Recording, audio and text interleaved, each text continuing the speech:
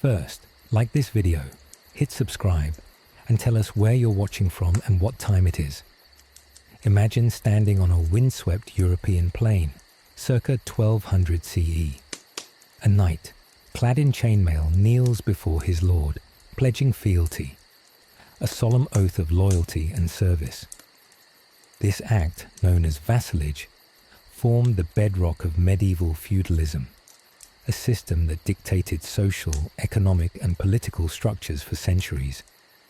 What seems like a relic of the distant past, this fundamental concept of reciprocal obligation continues to echo profoundly in our modern corporate landscape.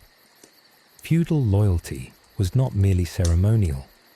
It was a legally binding contract. The vassal pledged military service, counsel, and aid. In exchange, the lord provided land, protection, and justice. This hierarchical structure, defined by oaths sworn under threat of divine retribution and societal ostracism, ensured stability, albeit often through coercion.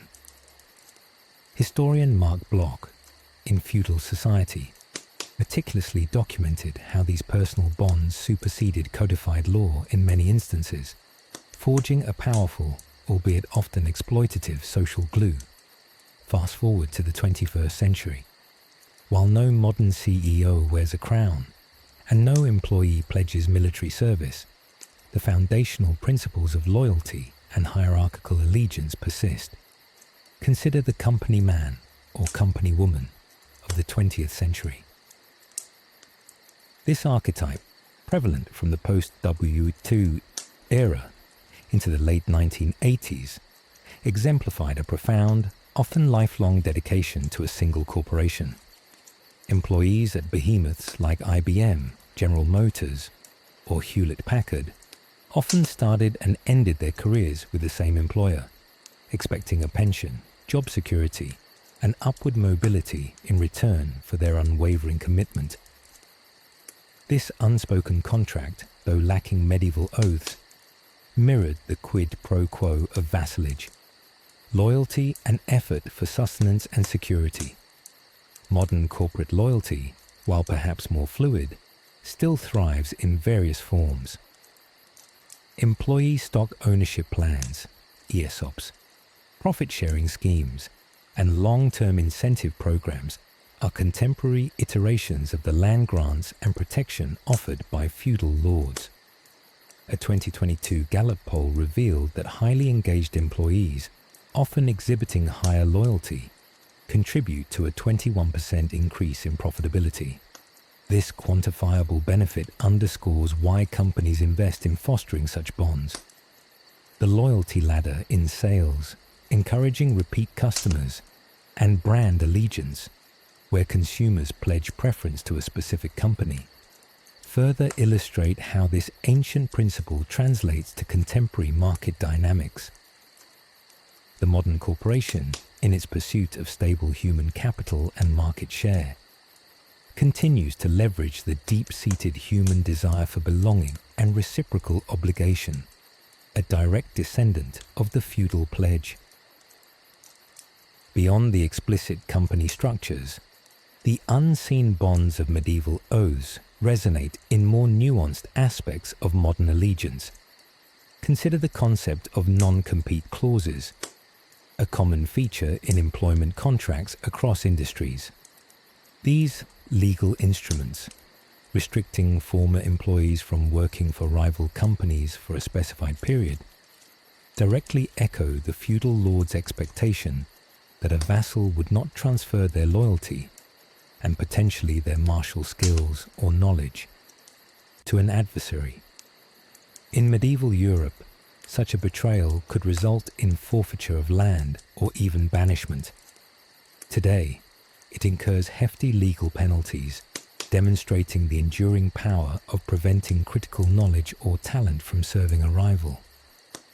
Dr. Eleanor Ferrell, a legal historian specializing in contractual agreements, notes that the essence of a non-compete is the preservation of proprietary advantage, paralleling the medieval lord's imperative to secure his domain from internal betrayal and external poaching. This principle is starkly visible in the technology sector, where companies like Google and Apple fiercely guard intellectual property. A software engineer, for instance, possessing intimate knowledge of a company's unreleased algorithms, presents a modern-day strategic asset, much like a skilled siege engineer held value in the 13th century. Their allegiance, temporarily enforced by contract, directly impacts corporate competitive advantage. Another pervasive echo lies in professional networks and industry-specific certifications. Membership in, say, the American Bar Association, ABA, or the Royal College of Surgeons demands adherence to ethical codes and shared standards, creating an exclusive community with internal expectations of loyalty and professional conduct. These guilds of the modern era, much like medieval craft guilds, regulate entry, maintain quality, and foster a sense of collective identity and allegiance among their members. The good standing within these organizations, a crucial aspect of professional reputation, functions as a modern counterpart to a vassal's honor within the feudal system. Data from the ABA indicates over 400,000 members adhering to specific codes of conduct, demonstrating a widespread commitment to these professional allegiances. These contemporary structures, from non-compete clauses to professional bodies, are not mere coincidences. They are testaments to deeply ingrained societal needs for predictability, trust, and the management of strategic resources. They illustrate how, even without the pageantry and solemnity of medieval knighting ceremonies, the fundamental patterns of allegiance and reciprocal obligation continue to shape our working lives, invisibly cementing the foundations of corporate culture and professional identity. The echoes of feudal fealty, though subtle, are undeniable in the fabric of our modern economic landscape. Deep within the annals of medieval jurisprudence lies a practice both horrifying and fascinating: trial by ordeal. Envision a desperate accused, arms plunged into boiling water, or forced to carry a searing hot iron. Their fate, their very life, hung not on evidence or testimony, but on how their wounds healed. A divine intervention, it was believed, revealing guilt or innocence. While seemingly barbaric, these gruesome rituals laid surprising groundwork for fundamental principles that still underpin our modern justice systems. Trial by ordeal, particularly prevalent across Europe from the 9th to 13th centuries, represented a primary method of resolving accusations, especially when direct evidence was scarce. Specific examples include the ordeal of hot iron, common in Germanic law, ordeal by hot water, favoured in Anglo-Saxon England, and even the chilling ordeal by cold water, where a bound accused was thrown into a consecrated body of water. Sinking meant innocence, floating meant guilt due to rejection by the pure element. The underlying rationale, articulated by religious authorities, posited that God would miraculously intervene to protect the innocent and expose the guilty. This belief made the ordeal a powerful social and religious institution, providing a verdict when human judgment reached its limits. The Fourth Lateran Council in 1215, however, saw the Church withdraw its support, marking a significant decline in the practice. Despite its obvious flaws and inherent brutality, the medieval ordeal introduced a crucial element into justice: a mechanism for determining facts, however misguided, and a process to render a binding decision.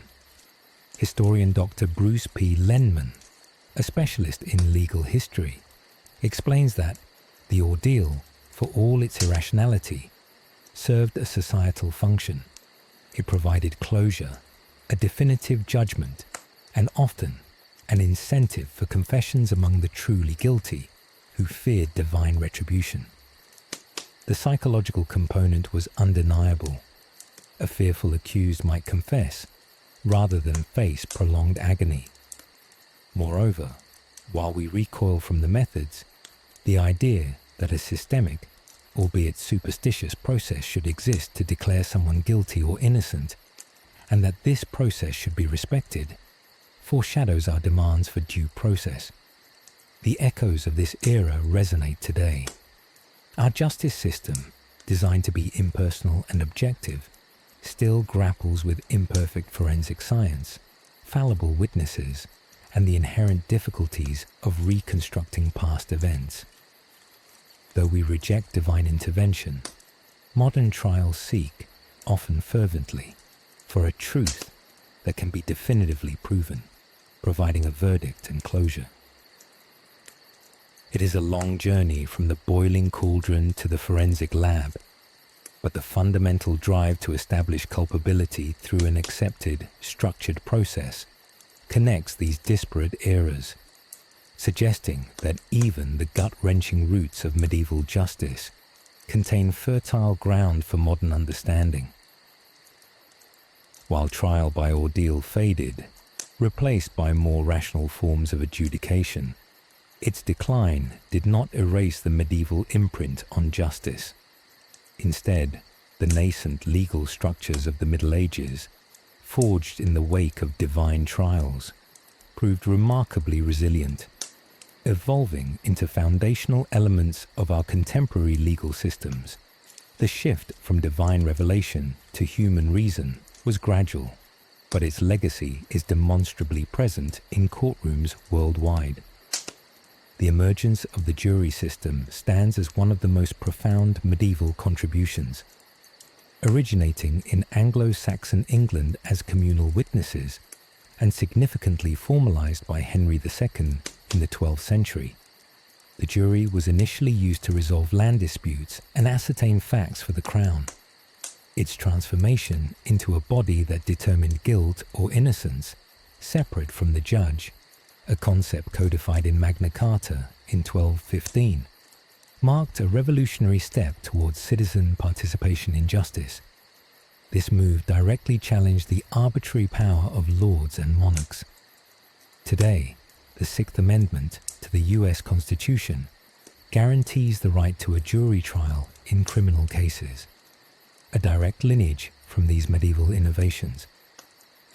According to the Bureau of Justice Statistics, over 150,000 jury trials are conducted annually in federal and state courts in the US alone, underscoring the enduring vitality of this medieval concept. Furthermore, the very adversarial nature of our common law systems, where two opposing sides present their cases to an impartial judge and jury, has medieval roots. While modern trials emphasize evidence and legal precedent, the underlying dynamic of contestation can be traced to earlier, more rudimentary forms of dispute resolution, including trial by combat, where opposing parties or their champions literally fought to prove their claims. Though physically brutal, trial by combat was based on the premise that God would grant victory to the righteous party, providing a definitive outcome. The subsequent shift to legal argument, however, maintained the adversarial structure, transforming swords and shields into legal briefs and courtroom rhetoric. The profound influence of medieval legal thought extends even to the concept of precedent, or stare decisis. Medieval judges, lacking extensive codified laws, often relied on previous rulings and customs to inform their decisions, establishing a common law based on accumulated past judgments. This practice, developed across centuries, ensures consistency and predictability in legal outcomes, forming the bedrock of legal systems in countries like the United States, United Kingdom, and Canada. The meticulous cataloguing and referencing of prior cases in modern law libraries are a direct continuation of this medieval judicial practice, demonstrating how the scales of old, once balanced by divine will, now weigh heavily with the wisdom of accumulated human precedent. Picture a bustling medieval workshop, the rhythmic clang of a blacksmith's hammer, the scent of leather from a cobbler's stall. Here, a young apprentice toiled, learning a trade from a master craftsman, enduring years of rigorous training, often marked by literal and figurative scars. This arduous journey from novice to master was orchestrated by one of the most enduring and influential medieval institutions, the Guild. While the medieval guild halls have largely vanished, their grip on professional standards, training, and collective identity extends surprisingly into our modern world. Medieval guilds, flourishing from the 11th to the 16th centuries, were associations of artisans or merchants who oversaw the practice of their craft or trade in a particular area.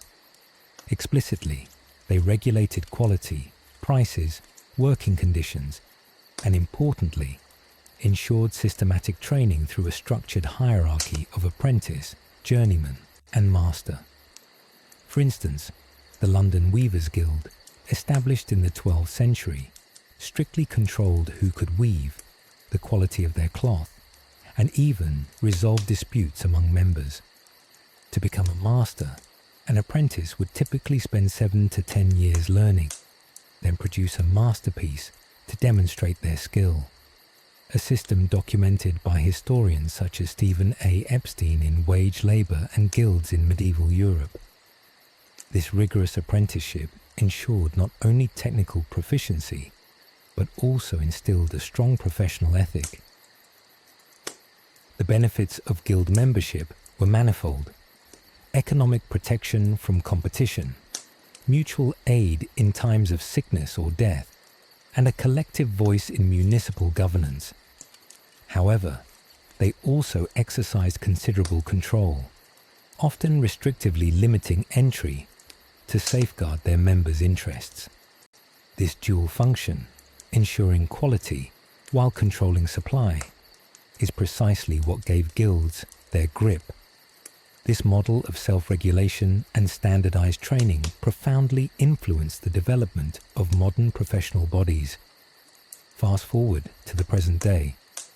Modern professional associations like the American Medical Association, AMA, or the Institute of Electrical and Electronics Engineers, IEEE, perform many analogous functions to their medieval predecessors. They set educational requirements, administer licensing examinations, establish ethical codes of conduct, and advocate for their members' interests. A physician, for example, undergoes years of rigorous medical school, residency, and board certifications. A modern-day apprenticeship and masterpiece approval process lasting a decade or more. The scars of late-night shifts and demanding examinations are a testament to a training regimen designed to ensure competence and maintain high standards within the profession. The lingering shadow of the guild is not one of oppression, but of an inherited structure that prioritizes expertise, quality control, and the collective welfare of a professional community. Beyond the rigorous training systems, medieval guilds pioneered mechanisms for controlling access to professions, ensuring quality, and protecting their members' livelihood. These methods, albeit updated, underpin the modern world's extensive system of professional licensing and certification. The transition from guild-enforced exclusivity to state-sanctioned regulation reflects an evolution, not an abandonment, of foundational medieval principles. Consider the masterpiece presented by a journeyman seeking master status. This final, often elaborate project served as unimpeachable proof of competence and mastery of the craft. It was a tangible demonstration that the individual had absorbed years of instruction and could independently produce work meeting the guild's exacting standards. Only upon approval from existing masters could one open their own workshop. signifying both economic independence and professional recognition. This system, documented with examples like the elaborate silverwork required for Goldsmiths Guild membership, ensured public confidence in the quality of goods and services. Today, this ancient practice is mirrored in professional licensing boards and certification exams. For example, aspiring architects must pass the Architect Registration Examination, AARD-RE, a multi-division assessment often taking years to complete, before they can be licensed to practice. Lawyers must pass the bar examination in their respective jurisdictions, a rigorous test of legal knowledge and analytical skills. These examinations, like the medieval masterpiece, serve as gatekeepers, verifying an applicant's foundational competence and protecting the public from unqualified practitioners. Data from the National Council of Architectural Registration Boards, NCARB, shows that in 2022, only 53% of candidates passed all divisions of the ARE, highlighting its rigorous gatekeeping function. Moreover, the Guild's role in enforcing ethical conduct and maintaining professional standards has direct parallels in modern licensing bodies. Medieval guilds often imposed fines, public shaming, or even expulsion for substandard work or unethical practices. These measures ensured the collective reputation of the craft.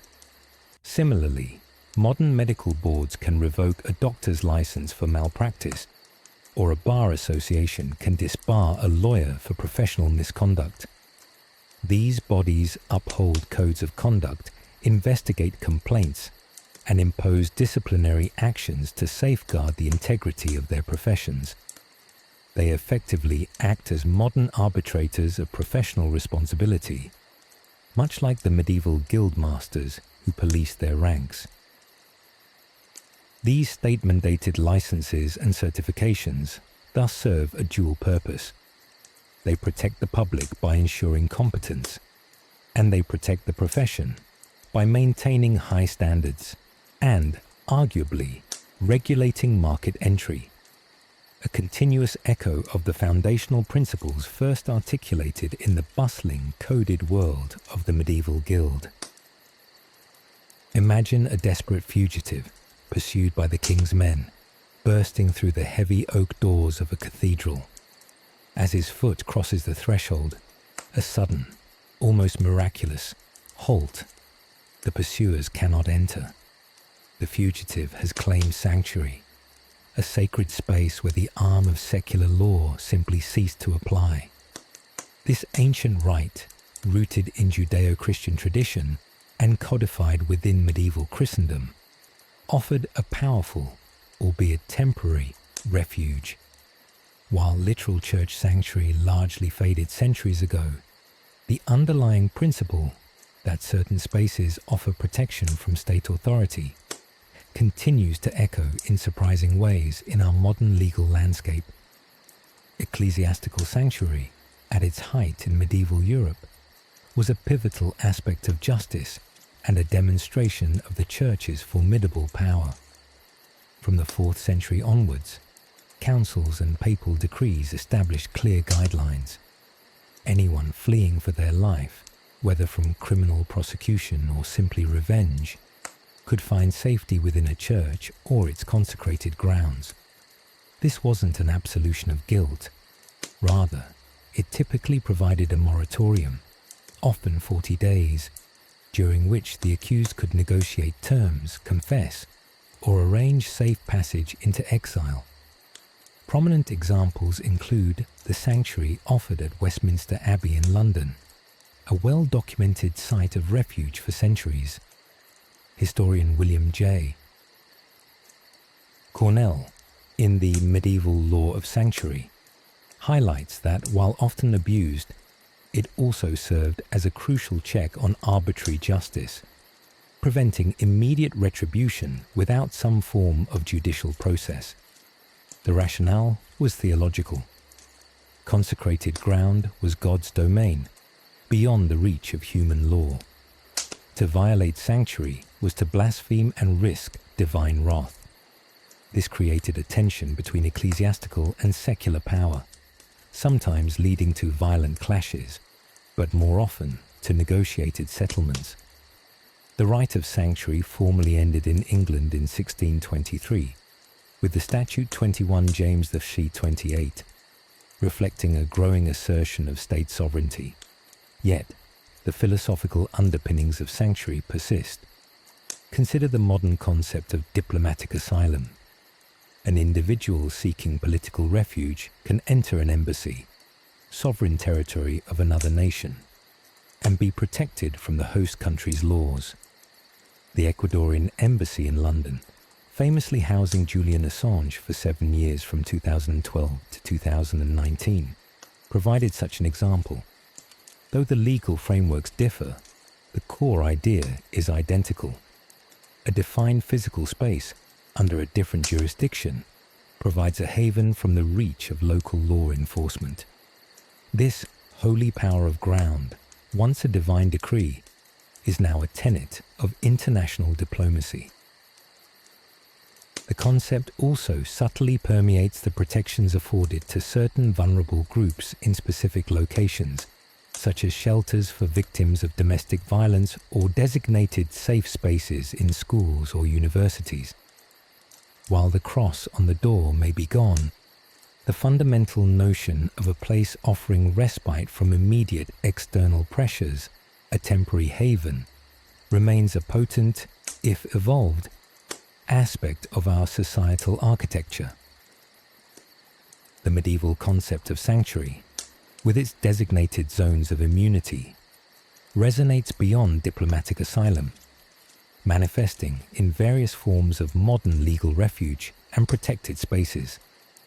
These contemporary iterations demonstrate a continuous societal need for spaces that offer temporary exemption from standard legal procedures or provide enhanced protection against external interference.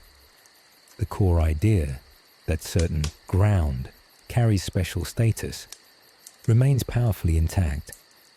Consider the medical system's patient-physician privilege or solicitor-client privilege in legal contexts.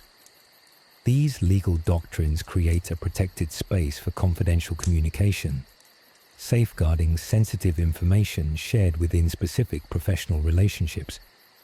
Although not a physical location, this space is a legal construct of immunity, preventing the information from being compelled into court. This legal refuge for shared secrets is predicated on the idea that certain crucial societal functions, healing and justice, require an environment free from the threat of disclosure. Just as a medieval priest maintained the sanctity of the confessional, modern legal and medical professionals uphold a similar, legally enforced confidentiality.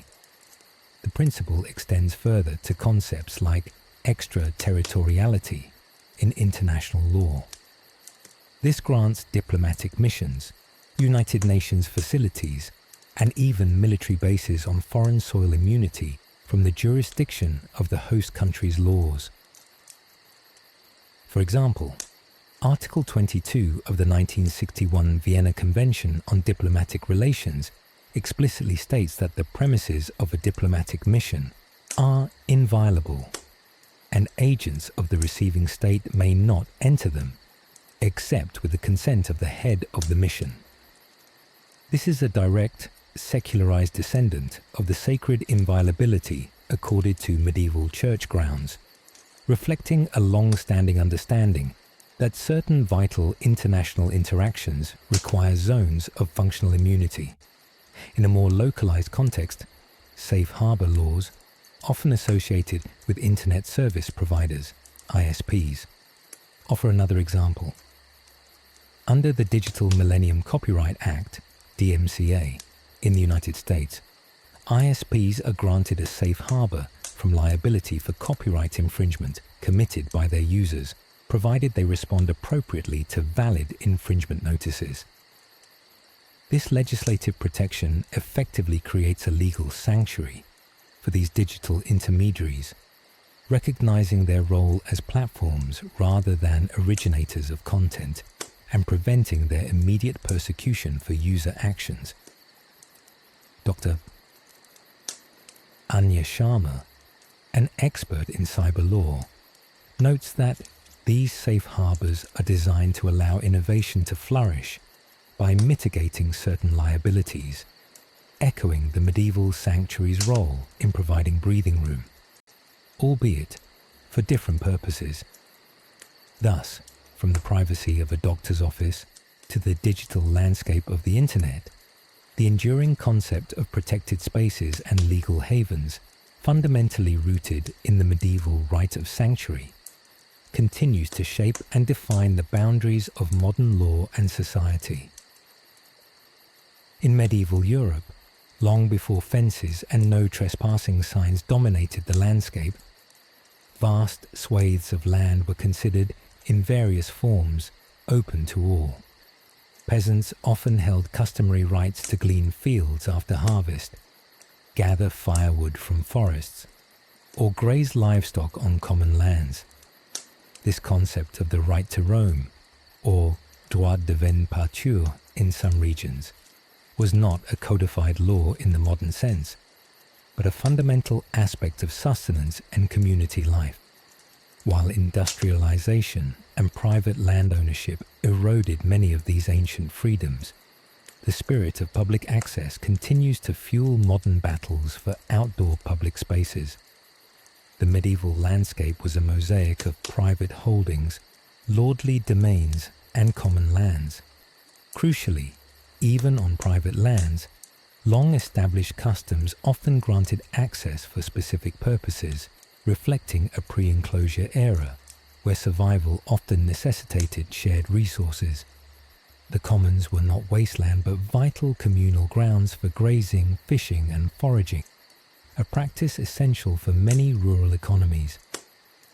Historian E.P. Thompson, in The Making of the English Working Class, meticulously detailed how the enclosure movements from the 16th century onwards systematically dismantled these traditional rights, leading to significant social upheaval and the dispossession of countless peasants. The loss of these customary rights was often met with fierce, sometimes violent resistance. Despite these historical enclosures, the deeply ingrained idea of a public entitlement to land for passage and recreation never fully disappeared. It resurfaced most powerfully in the 19th and 20th centuries, driven by growing urban populations seeking respite in nature, and by pioneering individuals and groups advocating for greater access to the countryside. In England, for instance, the mass trespass of Kinderscout in 1932 saw over 400 ramblers deliberately trespass on private moorland to protest restrictions on access. This pivotal event, though resulting in arrests, galvanized public opinion and directly contributed to the establishment of national parks and the eventual passage of the Countryside and Rights of Way Act 2000. This legislation codified the right to roam over mountains, moorland, heaths, downland, and registered common land across England and Wales, covering approximately 8% of the land area. Similarly, in Scotland, the Land Reform Scotland Act 2003 established a general right of responsible access to most land and inland water. These modern statutory rights are not simply new laws. They are the legal and legislative crystallization of a much older medieval concept of shared access to the natural environment. They represent a hard-won victory for the idea that the land is not solely private property, but also a vital communal resource, a battle fought and re-fought across centuries, linking the ancient customs of gleaning peasants to today's hikers advocating for public pathways. The spirit of shared land access, deeply rooted in medieval common land practices, extends beyond explicit right to roam legislation. profoundly influencing the very existence and management of our modern parks, preserves, and wilderness areas. These protected spaces, often publicly owned and managed, serve as contemporary manifestations of the ancient communal impulse, ensuring that natural resources and recreational opportunities remain accessible, not just to a privileged few, but to all. Medieval common lands, though not always pristine wilderness, were areas where multiple individuals held specific, traditional rights to gather resources or graze animals. These rights were crucial for the economic survival of many peasant communities and represented a form of collective ownership and stewardship. While access could be fiercely defended against outsiders, within the community, these lands fostered shared responsibility. This model of collective benefit from common resources forms a foundational precedent for modern conservation efforts. Dr. Garrett Hardin's controversial 1968 essay, The Tragedy of the Commons, while highlighting the potential for overexploitation without proper management, inadvertently underscored the enduring challenge and necessity of regulating shared resources, a challenge medieval communities, with their customary rules and punishments for overgrazing, also grappled with. The establishment of national parks, starting with Yellowstone in 1872, and subsequent federal and state park systems worldwide, can be viewed as an evolved reassertion of this communal land principle. These vast tracts of land, often deemed too grand or ecologically vital for private ownership, are set aside for the benefit and enjoyment of the people. The U.S. National Park Service manages over 400 sites, encompassing more than 85 million acres, dedicated to preservation and public recreation. Similarly, the UK's 15 national parks, covering 10% of England, Scotland and Wales, enshrine public access and conservation as core tenets. These modern preserves echo the medieval commons in their designation as spaces outside strict private ownership, managed for collective good, albeit for different, often broader purposes like biodiversity conservation and public education. Furthermore, the countless municipal parks in cities globally, from Central Park in New York to Hyde Park in London, serve as urban commons. They provide essential green spaces for recreation, social gathering, and ecological health, freely accessible to all citizens regardless of their economic status. While the precise legal mechanisms and governing bodies differ significantly from medieval times, the underlying social contract remains strikingly similar. Certain lands are too valuable to be exclusively private and must be managed for the universal benefit. These urban oases, like their rural counterparts, are vibrant, living testaments to the persistence of a medieval ideal, the right of common access, and the communal stewardship of nature's bounty, transforming footprints of freedom from ancient paths into expansive modern preserves. Witness a medieval peasant, worn from a day in the fields, carefully setting aside a tenth of his meagre harvest. This portion, the tithe, was not a voluntary offering but a mandatory payment to the church, alongside various tributes owed to his lord for the right to cultivate the land and receive protection. These feudal burdens, often extracting a significant percentage of a family's output, represent the historical wellspring of a system that defines every modern economy: taxation. While the mechanisms and beneficiaries have evolved dramatically, the fundamental principle that a portion of individual and collective wealth must be contributed to a higher authority for the common good remains an unbroken thread from serfdom to modern fiscal policy. Medieval society was structured around a complex web of obligations, with tithes to the church and various forms of tribute to secular lords, forming the financial backbone. The tithe, literally meaning a tenth, was an ecclesiastical tax on agricultural produce and livestock, mandated across Christendom. It supported clergy, maintained churches, and funded charitable works. Simultaneously, tenants, particularly serfs, owed labour services on the Lord's domain, rents in kind, such as grain, eggs or livestock, and other customary payments for mill usage, marriage or inheritance. The Domesday Book, compiled in 1086 for William the Conqueror, provides a granular snapshot of these intricate landholdings and associated obligations across England, revealing a carefully calculated system of resource extraction.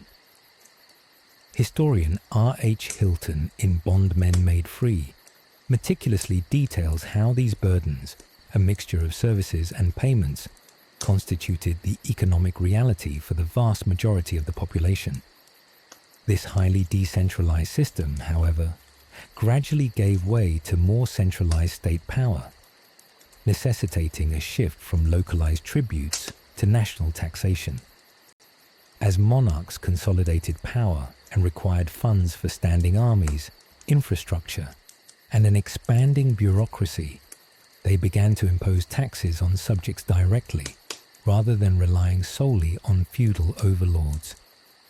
Early forms of national taxation in England, such as the tallage on towns and the scutage, payment in lieu of military service, often faced stiff resistance, culminating in events like the Magna Carta, which sought to limit arbitrary taxation. Yet, the conceptual foundation was laid. A central authority could demand a portion of wealth from its populace to fund public services. Today, citizens of developed nations contribute a significant portion of their income and wealth through an array of taxes: income tax, sales tax, property tax, and corporate tax. These funds, collected by central governments, support infrastructure, education, healthcare, and social welfare programs.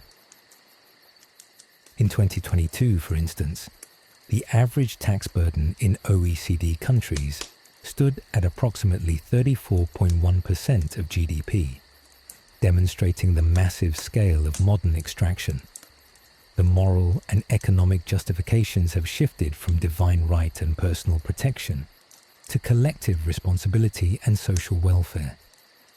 However, the core mechanism, the mandatory diversion of private resources for public or collective purposes, is a direct, if highly refined, descendant of the tithe and tribute, demonstrating how the burden of harvest, once a hallmark of serfdom, continues to shape and empower modern nation-states.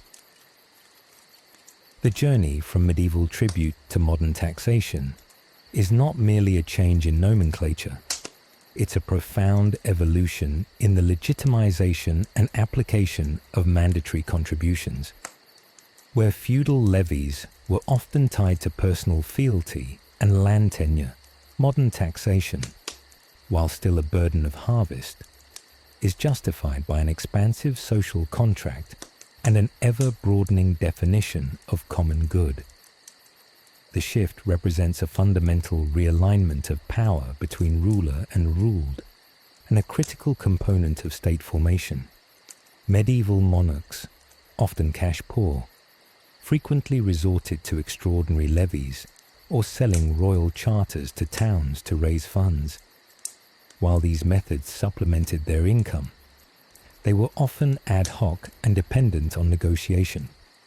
The concept of regular direct taxation applied uniformly across a realm only truly began to take hold as states began to centralize and assert universal sovereignty over their populations, moving beyond the fragmented authority of feudalism. For example, the English poll taxes of the late 14th century, though deeply unpopular and a catalyst for the peasants' revolt of 1381, demonstrate an early attempt to impose a uniform tax directly on individuals, regardless of their immediate feudal lord. Historian Joseph Schumpeter described this historical trajectory in state and economic growth, arguing that taxation is the most potent lever of social change and political control. The transition was gradual but impactful. As states grew in complexity, so did their financial needs. The rise of warfare, particularly large-scale conflicts requiring professional armies and navies, further spurred the demand for stable and substantial revenues. The British Crown, for instance, funded its formidable military and colonial expansion through an intricate system of customs duties, excise taxes, and land taxes, transforming the state into a vast financial engine. The establishment of dedicated treasury departments and formalized tax collection agencies created the bureaucratic infrastructure necessary to manage these increasing monetary flows, a far cry from a lord collecting rent in kind. Today, citizens contribute a substantial portion of their earnings to sophisticated public finance systems. In the United States, federal income tax alone constitutes the largest source of government revenue, collecting over $2.6 trillion in 2022. This enormous capital fuels a vast array of public services, from national defense and infrastructure projects to social security, healthcare, and education. Unlike the immediate personal benefit derived from a feudal lord's protection, the benefits of modern taxation are often diffuse and collective, underpinned by the implicit understanding that these contributions fund a shared society and secure a common future. The medieval tithe payer likely saw little return beyond the maintenance of his local church. The modern taxpayer, while often resentful, theoretically invests in the fabric of an entire nation. This evolution from direct personal tribute to comprehensive impersonal taxation showcases the enduring and adaptable legacy of mandatory contributions in shaping both the pockets of individuals and the power of the state. In the medieval world, the rhythm of life was dictated not by digital displays, but by the natural cycles of the sun and the sonorous peal of church bells. These bells, ringing out from monasteries and cathedrals, marked the canonical hours, times for prayer, work, and rest. This seemingly simple act of marking time laid the crucial groundwork for our modern, rigidly scheduled existence, transitioning human life from the fluid, natural rhythms to the precise, external dictates of the clock. Before the widespread adoption of mechanical clocks, time was largely a subjective and localized experience. Peasants rose with the sun and slept with it.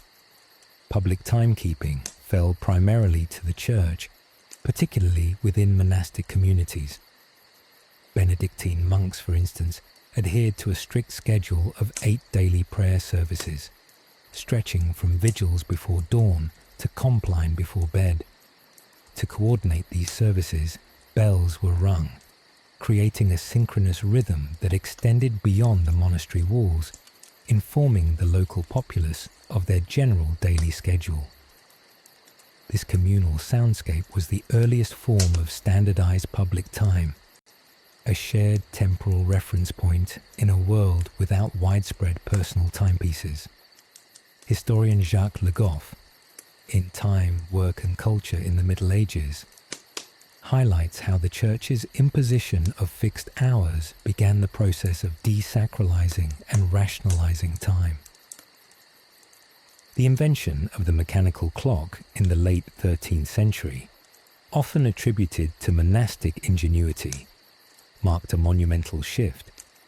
Initially complex and expensive, these weight-driven clocks were installed primarily in church towers, transforming them from simple bell ringers into public time-telling instruments.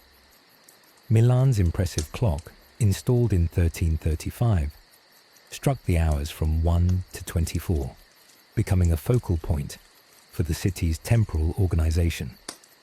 These early public clocks, though imprecise by modern standards, introduced the revolutionary concept of abstract, measurable, and standardized time, moving beyond the variable hours based on daylight and darkness. The societal impact was profound. Town life, commerce, and eventually industry began to align with these mechanical chimes. Market openings, court sessions, and guild meetings were synchronized. This shift from task-oriented time, where work ended when a task was done, to clock time, where work ended at a prescribed hour, was gradual but irreversible. The public clock became a symbol of urban order and burgeoning capitalist efficiency, paving the way for the Industrial Revolution's relentless demands for punctuality and synchronized labor. The bell's toll, once a spiritual call, transformed into a secular command, laying the foundation for our modern world, where every minute is accounted for, and our lives are inescapably governed by the unseen but all-pervasive industrial clock. From the monastic schedule to the digital calendar, the drive to meticulously order and segment our time has only intensified, solidifying the medieval clock's legacy into the very fabric of modern life. What began as a means to synchronize prayer has become a ubiquitous, often relentless, governor of nearly every aspect of human activity, extending into realms unimaginable to medieval minds. The standardization of time, propelled by mechanical clocks, rapidly permeated urban centers. Soon, individual clocks became status symbols, then necessities. The 17th century saw the widespread adoption of pendulum clocks, offering unprecedented accuracy, and the subsequent invention of the minute hand fractionalized time even further. This precision became absolutely critical with the advent of the Industrial Revolution. Factories, with their complex machinery and shift work, demanded workers arrive and leave in unison, creating a strict adherence to schedules never before seen. Punctuality became a virtue, directly linked to productivity and economic output. The factory whistle, a successor to the medieval bell, signaled the beginning and end of precisely ordered work days, imposing a relentless discipline on the workforce.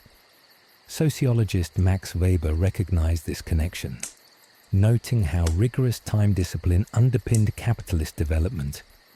The need for synchronized time extended beyond the factory floor. The expansion of rail networks in the 19th century highlighted the chaos of localized timekeeping, with every town having its own noon. Collisions became a real danger. This led directly to the establishment of standardized time zones, first by railway companies in the 1880s, and then officially adopted internationally. Greenwich Mean Time, GMT, became the world's temporal prime meridian, a testament to humanity's collective agreement to conform to an abstract, globally synchronized clock. Today, our lives are meticulously segmented by digital devices. Smartphones, smartwatches, and computer calendars constantly alert us to appointments, meetings, and deadlines. Automated systems, from traffic lights to financial markets that operate in nanoseconds, demonstrate an unprecedented reliance on hyper-precise, globally synchronized time. A missed appointment, a late submission, or even a slight delay in a communication can have significant consequences. We live, work, and even socialize according to schedules mapped out to the minute, a direct, highly evolved inheritance from the medieval monastic impulse to order the hours. The ordered hours concept, originating in quiet cloistered cells, now dictates the relentless, ceaseless march of over 8 billion individuals, demonstrating the profound and undeniable legacy of medieval timekeeping in our hyper-scheduled, digitally interwoven existence. Step into a medieval city street, and you'd likely be assaulted by a symphony of unpleasant smells and sights. Open sewers snaked through thoroughfares, animal waste mingled with household refuse, and the cries of street vendors competed with the cacophony of passing carts. This pervasive filth, a breeding ground for disease, necessitated rudimentary attempts at urban planning and sanitation. While often ineffective, these early efforts represent the ancestral struggle against the environmental challenges of dense human habitation, directly informing the sophisticated public health and urban design principles that govern modern cities. Medieval urban centers, particularly after the population boom from the 11th century onwards, were incredibly crowded, with populations soaring in cities like London, Paris, and Florence. Rudimentary infrastructure struggled. Waste management was largely individual, with residents often dumping refuse directly onto narrow streets or into open channels. Public health records, though scarce, paint a grim picture. The Black Death, which ravaged Europe in the mid-14th century, wiping out an estimated 30 to 50% of the population, starkly highlighted the catastrophic consequences of inadequate sanitation and close living quarters. While its true cause, the Yersinia pestis bacterium, was unknown, the correlation between filth and disease was intuitively understood. In response to these challenges, medieval authorities began implementing early, albeit limited, forms of urban regulation. Ordinances were passed in many European towns, compelling householders to clean the section of street outside their property. London, as early as the 13th century, had ordinances prohibiting the dumping of offal in the Thames and mandating street sweeping. Public latrines were occasionally constructed, and some cities attempted to canalize streams to flush away waste. While often honored in the breach, these efforts demonstrate a nascent understanding that collective action was required to manage the urban environment. Historian Helen M. Jewell, in English Local Administration in the Middle Ages, details how markets were regulated and public space was designated, often driven by the immediate need to control disease and maintain some semblance of order in burgeoning populations. These initial, often clumsy attempts at sanitation and regulation formed the conceptual bedrock upon which modern public health and urban planning were built. The seemingly obvious idea that clean water, efficient waste disposal, and organized public spaces are essential for urban life directly descend from these medieval struggles. The desire for a healthier, more ordered city, born out of the muck and mortality of the Middle Ages, continues to drive the continuous efforts to design, manage, and refine our urban environments. The modern city, with its intricate sewage systems, zoning laws, and public parks, is, in many ways, a sophisticated solution to problems first encountered and imperfectly addressed by our medieval forebears. The horrors of medieval plagues, while devastating, inadvertently spurred the earliest organized efforts to protect public health, laying the groundwork for the comprehensive sanitation systems and public health initiatives we rely on today. This long journey, from the rudimentary response to pestilence to the sophisticated networks of modern urban infrastructure, highlights a continuous human imperative to manage the collective environment for well-being. The recurrent waves of plague and other infectious diseases like leprosy and smallpox forced medieval communities to develop some forms of public health measures, however rudimentary. Quarantine, for instance, first appears in records during the Black Death era. Venice, a major trading port, implemented quarantena, a 40-day isolation period for ships and people arriving from plague-stricken areas as early as 1377. This pragmatic response, based on observation rather than germ theory, was surprisingly effective and a direct precursor to modern infection control protocols. Segregation of the sick, often in dedicated pest houses or leper hospitals, also became a common practice. While not always successful, these measures represent early public policy decisions made to protect the broader community, even at the expense of individual liberty. These medieval responses, though driven by crisis and limited scientific understanding, established a critical precedent. Collective health is a public responsibility. The transformation from plague to pavement, however, was not linear. The Enlightenment and the Industrial Revolution brought unprecedented urban growth, and with it, new crises of sanitation, culminating in the overcrowded, disease-ridden slums of 19th century cities.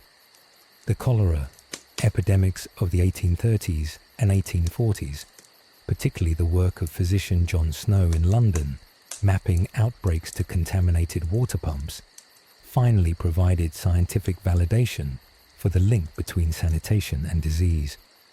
This evidence ignited the modern public health movement. Cities began investing in massive infrastructure projects, comprehensive sewage systems, piped clean water, and regular waste collection. For instance, London's colossal 19th century sewage system, designed by Sir Joseph Bazalgette, fundamentally transformed the city's health. Today, these systems are so ingrained that their continuous operation is largely unnoticed. Yet they are direct descendants of the first, desperate attempts to manage urban waste. According to UNICEF and WHO data, basic sanitation services reach 5.5 billion people globally, a testament to the scale of this essential public good. From medieval attempts to isolate the infected to modern multi-billion-dollar municipal sanitation budgets, the core principle remains. Public health requires communal commitment and infrastructure investment. The long shadow of the muck of the streets continues to remind us that the unseen fight for public health is a constant battle, won one clean pipe and clear street at a time. In a sprawling medieval field, a lord and lady meet, perhaps under the watchful eye of their families.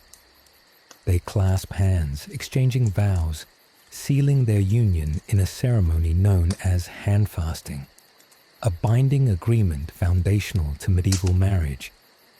This act, often a public declaration of intent, initiated a commitment profoundly entwined with property, lineage, and social standing, a stark contrast to our modern romantic ideals. And yet, beneath the veneer of true love, the echoes of property relationships, family alliances, and enduring commitments continue to shape the institution of marriage today. Medieval marriage was primarily an economic and social contract, not a romantic one. Land, titles, and alliances were paramount. Daughters were often considered valuable assets, their marriages meticulously negotiated to secure advantageous unions for their families. For example, the marriage of Eleanor of Aquitaine, one of the wealthiest and most powerful women of the 12th century, first to Louis XVII of France, and then to Henry II of England, fundamentally reshaped the political landscape of Europe, demonstrating the immense strategic importance of marital bonds. While the Church increasingly emphasized consent and sacrament, the practical realities of property inheritance and social continuity often overshadowed personal affection. Historian David Herlihy, in his work Medieval Households, emphasizes how marriage functioned as the primary vehicle for transmitting wealth and status across generations. The handfasted promise, a form of betrothal or temporary marriage, could range from a casual agreement to a formal, legally binding contract with witnesses. It signified a serious intent to marry, often followed by a more elaborate church ceremony. However, in some regions, if consummated, it could be considered a full marriage. These nuanced forms of commitment highlight a legal landscape where intent and public declaration held significant weight, even without a formal religious rite immediately following. Fast forward to the 21st century. While romantic love is the generally accepted driving force behind marriage, the fundamental underpinnings of property and commitment persist. Prenuptial agreements, a growing trend, explicitly delineate asset division in the event of divorce, directly reflecting medieval concerns over property and inheritance. Data from the American Academy of Matrimonial Lawyers indicates that 51% of divorce attorneys saw an increase in prenuptial agreements in 2022. Shared finances, joint mortgages, and community property laws all speak to marriage as an economic partnership, just as it was in the Middle Ages. The legal frameworks governing marriage and divorce, with their focus on equitable division of assets and responsibilities, provide the modern scaffolding for what remains a deeply personal, yet fundamentally structured, commitment. So, while we may celebrate love stories, the hand-fasted promise, with its intricate dance between personal commitment and practical considerations, whispers softly through the ages, reminding us that marriage is, and always has been, a complex tapestry woven with threads of emotion, property, and enduring social obligation. The intricate web of medieval matrimonial practices, from hand-fasting to church ceremonies, laid the crucial groundwork for the complex legal frameworks governing marriage and divorce today. Far from being a relic, the medieval churches struggled to define and regulate marriage, profoundly shaped and continues to inform the core tenets of our modern marital law, particularly concerning consent, property, and the dissolution of unions. In the early Middle Ages, marriage was largely a private affair, often contractual, sometimes clandestine, and not always requiring ecclesiastical approval. Families negotiated, property changed hands, and a hand-fasted promise could constitute a valid union. The Church, seeking to assert its moral authority and bring order to a chaotic landscape of varied local customs, gradually formalized marriage as a sacrament. The Fourth Lateran Council in 1215 was a pivotal moment, requiring public bans, announcements, and the presence of a priest for a valid marriage, thus centralizing its control. However, the Church's emphasis on consent, that a marriage was valid if two parties freely agreed to it, even without parental permission or a formal ceremony, created legal complexities, especially regarding secret marriages. Canon law, despite being less concerned with physical property transfer than with the spiritual bond, nonetheless had to grapple with the economic realities of dowry and dower. The dissolution of medieval marriages was notoriously difficult. Annulment, essentially declaring a marriage never valid, was the only option, requiring proof of impediments like consanguinity, blood relation too close for marriage, pre-existing vows, or non-consummation. Divorce, as we understand it today, the legal termination of a valid marriage, was virtually non-existent in the Catholic Church for centuries. This theological rigidity meant that many unhappily married couples lived in de facto separations, often with dire consequences for inheritance and social standing. Modern matrimonial law, while secularized and dramatically liberalized, still bears the imprints of these medieval developments. The emphasis on mutual consent, for instance, remains fundamental. A marriage entered into under duress or fraud can be annulled, just as it could be in medieval canon law, albeit with different evidentiary standards. Questions of property division during and after marriage, historically handled through dowry and dower, are now managed through community property laws, equitable distribution principles, and increasingly, prenuptial agreements. In 2021, over 690,000 divorces were granted in the United States alone, each requiring a legal process to untangle the financial and parental bonds. Even the concept of no-fault divorce, which allows for marital dissolution without proving fault, can be viewed as a distant echo of the practical separations of the medieval era, albeit now legally sanctioned and structured. The long struggle of the Church to define and regulate the binding vows of matrimony established principles of consent, public declaration, and legal processes for dissolution that, despite centuries of evolution, continue to underpin the complex, ever-evolving landscape of family law, tracing an undeniable lineage from hand-fasted promises to modern divorce decrees. In medieval Europe, to question the dominant religious doctrine was not merely a philosophical exercise. It was an act of profound defiance, often punishable by torture or death.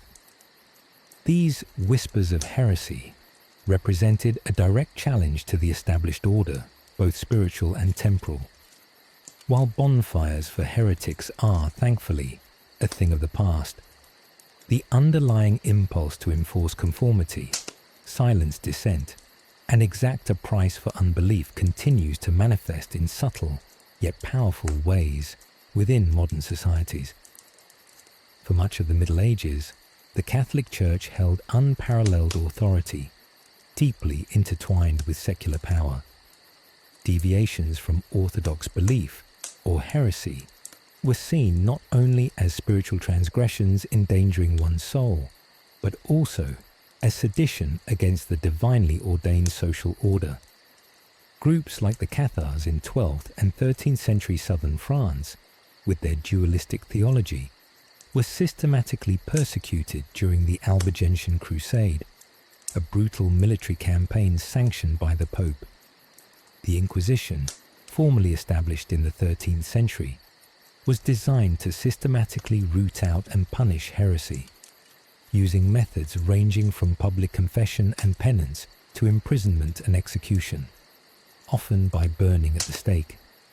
Historian R.I. Moore, in The Formation of a Persecuting Society, argues that the medieval period saw a significant increase in the systematic identification and suppression of perceived outsiders and dissenters.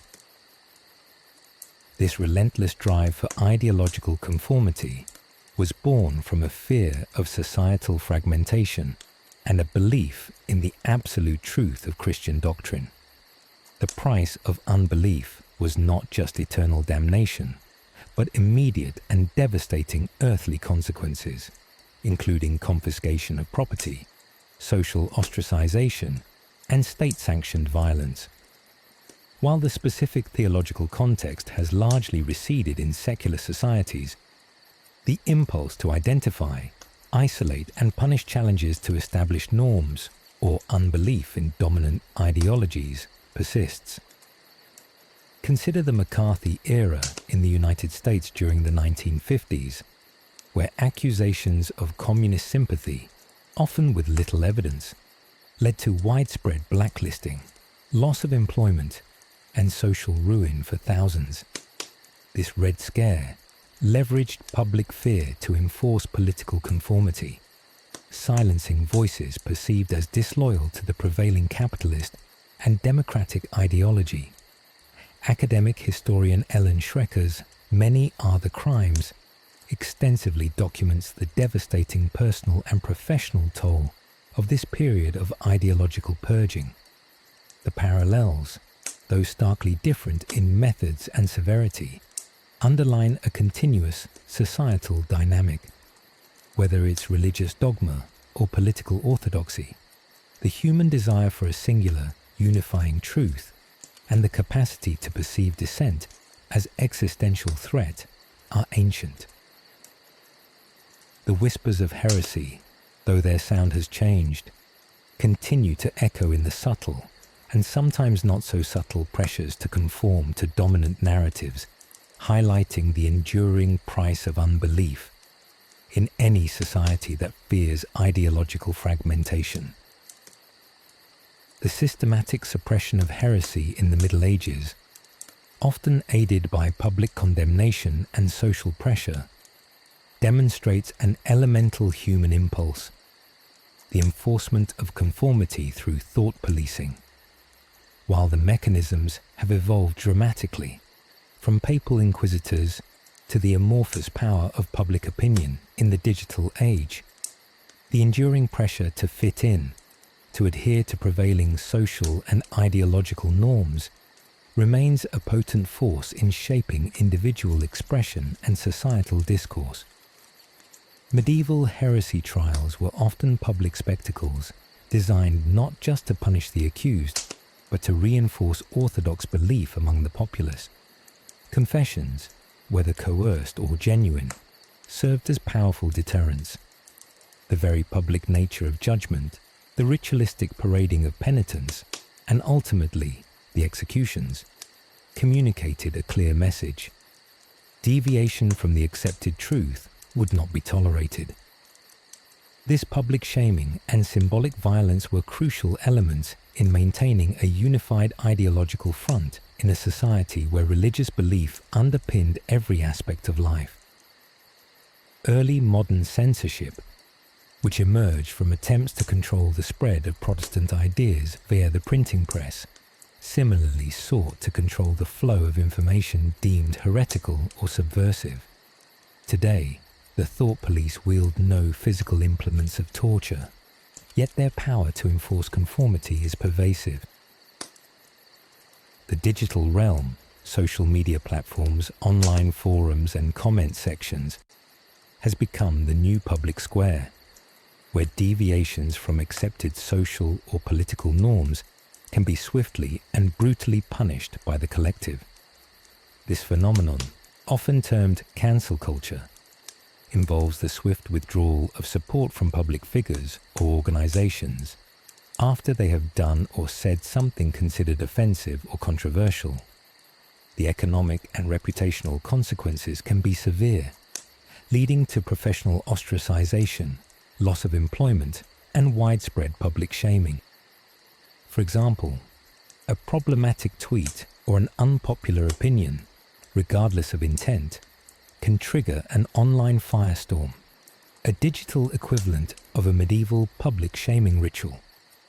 While proponents argue that this is a vital mechanism for accountability and social justice, critics highlight its potential for mob rule, disproportionate punishment, and the stifling of legitimate debate and nuanced viewpoints.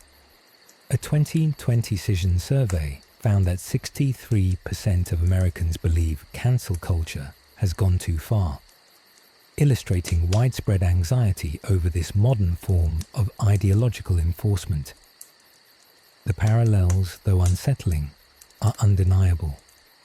Both medieval societies and parts of modern digital society demonstrate a strong tendency to identify and isolate individuals who challenge prevailing paradigms or express unacceptable beliefs. The medieval fear of spiritual contamination has transmuted into a fear of social contamination, or the spread of problematic ideas. The collective human desire for a coherent social order and the often harsh methods deployed to achieve it remain a continuous thread. The enduring pressure to fit in, to self-censor, and to align with the dominant narrative reveals how the whispers of heresy and the societal responses they provoke have indeed evolved into the cacophony of modern public opinion, shaping our conformity and policing our thoughts in ways both familiar and frighteningly new. Imagine a medieval marketplace bustling but often precarious, where a sudden drought or a blight on the crops could send the price of a loaf of bread skyrocketing. For the vast majority, bread was life, and its scarcity meant starvation. This visceral struggle for survival in the face of unpredictable supply and fluctuating demand laid the groundwork for our foundational understanding of economics. While we move vast sums of virtual money today, the ancient forces dictating the price of bread, scarcity, market dynamics, and the pursuit of individual gain continue to drive global economies. Medieval economies were largely agrarian, with the fortunes of communities inextricably linked to the harvest. Grain prices were highly volatile, subject to weather, war, and disease. A succession of bad harvests could trigger widespread famine, as seen during the Great Famine of 1317, which, according to some estimates, caused millions of deaths across Europe. In such times, urban centres, dependent on agricultural surplus from the surrounding countryside, were particularly vulnerable. These frequent periods of scarcity demonstrated, often brutally, the fundamental economic principle of supply and demand. When supply dwindled, prices soared, pushing essential commodities beyond the reach of the poor. To mitigate these brutal market forces, medieval authorities often intervened. Local city councils and guilds frequently set just prices for essential goods, particularly bread, to prevent price gouging. Laws against forestalling, buying goods before they reach the market, engrossing, hoarding goods to create artificial scarcity, and regrading, reselling goods in the same market at a higher price, were common attempts to control manipulation and ensure equitable access to basic necessities. These regulations, though often difficult to enforce, reflect an early recognition that unfettered markets could lead to social unrest and human suffering. Historian Fernand Braudel, in The Wheels of Commerce, highlights how these local economies, though constrained, operated under specific rules often aimed at social stability rather than pure profit maximization. However, even with interventions, the invisible hand of market forces, driven by individual self-interest, was undeniably at play. Merchants and producers, then as now, sought to maximize their profits, buying low and selling high. This constant negotiation between the need for sustenance, the desire for gain, and the limitations of available resources created the complex economic landscape of the Middle Ages. Today, while the spectre of famine is less pervasive in developed nations, the principles of scarcity and economic value still dictate virtually every transaction. The price of oil, the cost of housing, or indeed, the value of digital currencies are all dynamic reflections of supply and demand. Modern economies, though vastly more complex and globalized, and regulated by institutions like central banks and trade agreements, are still fundamentally reactive to the ancient problem of finite resources meeting infinite human wants.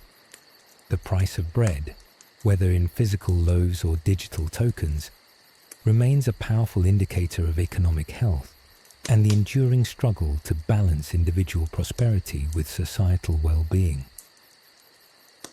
The shadow of hunger, a constant companion in the medieval world, cast a long and often brutal influence over nascent economic systems. Famines, driven by climate fluctuations, rudimentary agricultural techniques, and limited trade, were not mere inconveniences, but existential threats. These crises, and the societal responses to them, inadvertently shaped strategies for resource management, infrastructure development, and early forms of social welfare, which continue to inform our globalized economic systems today. Medieval agricultural yield was astonishingly low by modern standards, a seed yield ratio of 1.3, 1 grain planted yielding 3 at harvest, was common, leaving little surplus to cushion against poor harvests. The lack of efficient transportation meant that even if one region had abundance, it was difficult to move food to a region experiencing scarcity. The Great Famine of 1315 to 1317, for instance, was exacerbated by a series of unusually wet summers that devastated grain crops across northern Europe.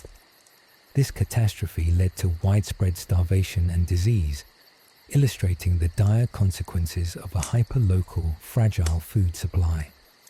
In response, communities and rulers developed strategies, however limited, to mitigate these risks. Storage, of course, was paramount. Granaries and communal barns, often controlled by feudal lords or monastic orders, served as vital reserves. Efforts were made to improve agricultural techniques, such as crop rotation, though not always systematic, and land reclamation. Crucially, the need to secure food supplies spurred the development of rudimentary trade networks. While primarily luxury goods initially, the growing merchant classes eventually expanded into staple foods, creating the first long-distance supply chains designed for essential commodities. Historian Peter Bowden's research into English grain prices demonstrates how these nascent markets began to link disparate regions, albeit imperfectly, by the late medieval period. Today, while the immediacy of hunger is largely absent in many developed nations, due to sophisticated food production and distribution systems, the underlying concerns about food security, supply chain resilience, and price stability remain central to global economics. The modern commodity markets, trading in futures contracts for grains, meat, and other foodstuffs, are direct descendants of these early efforts to manage agricultural risk and stabilize prices. Global food crises, such as the one triggered by the war in Ukraine in 2022, which disrupted wheat and fertilizer supplies, vividly demonstrate how vulnerable even our advanced systems remain to geopolitical events and climate change. The need for strategic food reserves still exists, with nations and international bodies maintaining emergency stockpiles. Agricultural subsidies, price controls, and international food aid programs are all contemporary mechanisms designed to prevent the kind of widespread starvation that defined medieval famines, from medieval granaries to the Chicago Board of Trade, and from local just price rules to global food policies. The shadow of hunger, once a direct, terrifying presence, continues to subtly shape economic decisions, infrastructure investments, and international cooperation, ensuring that the historical lessons of the price of bread remain deeply embedded in our collective economic consciousness. In the grand halls of medieval castles, power flowed not from electoral votes or democratic mandate, but from the divine right of kings and the often bloody rules of succession. The concept of the crown, a singular entity representing the sovereign authority of a realm, often embodied in a hereditary line, profoundly shaped political structures for centuries. While the age of monarchy has largely receded, the echoes of dynastic thinking, the critical importance of orderly succession, and the inherent allure of centralized authority continue to subtly influence modern political, economic, and even cultural landscapes. Medieval kingdoms, from the fragmented Carolingian Empire to the rising nation-states of England and France, were built upon the principle of inherited rule.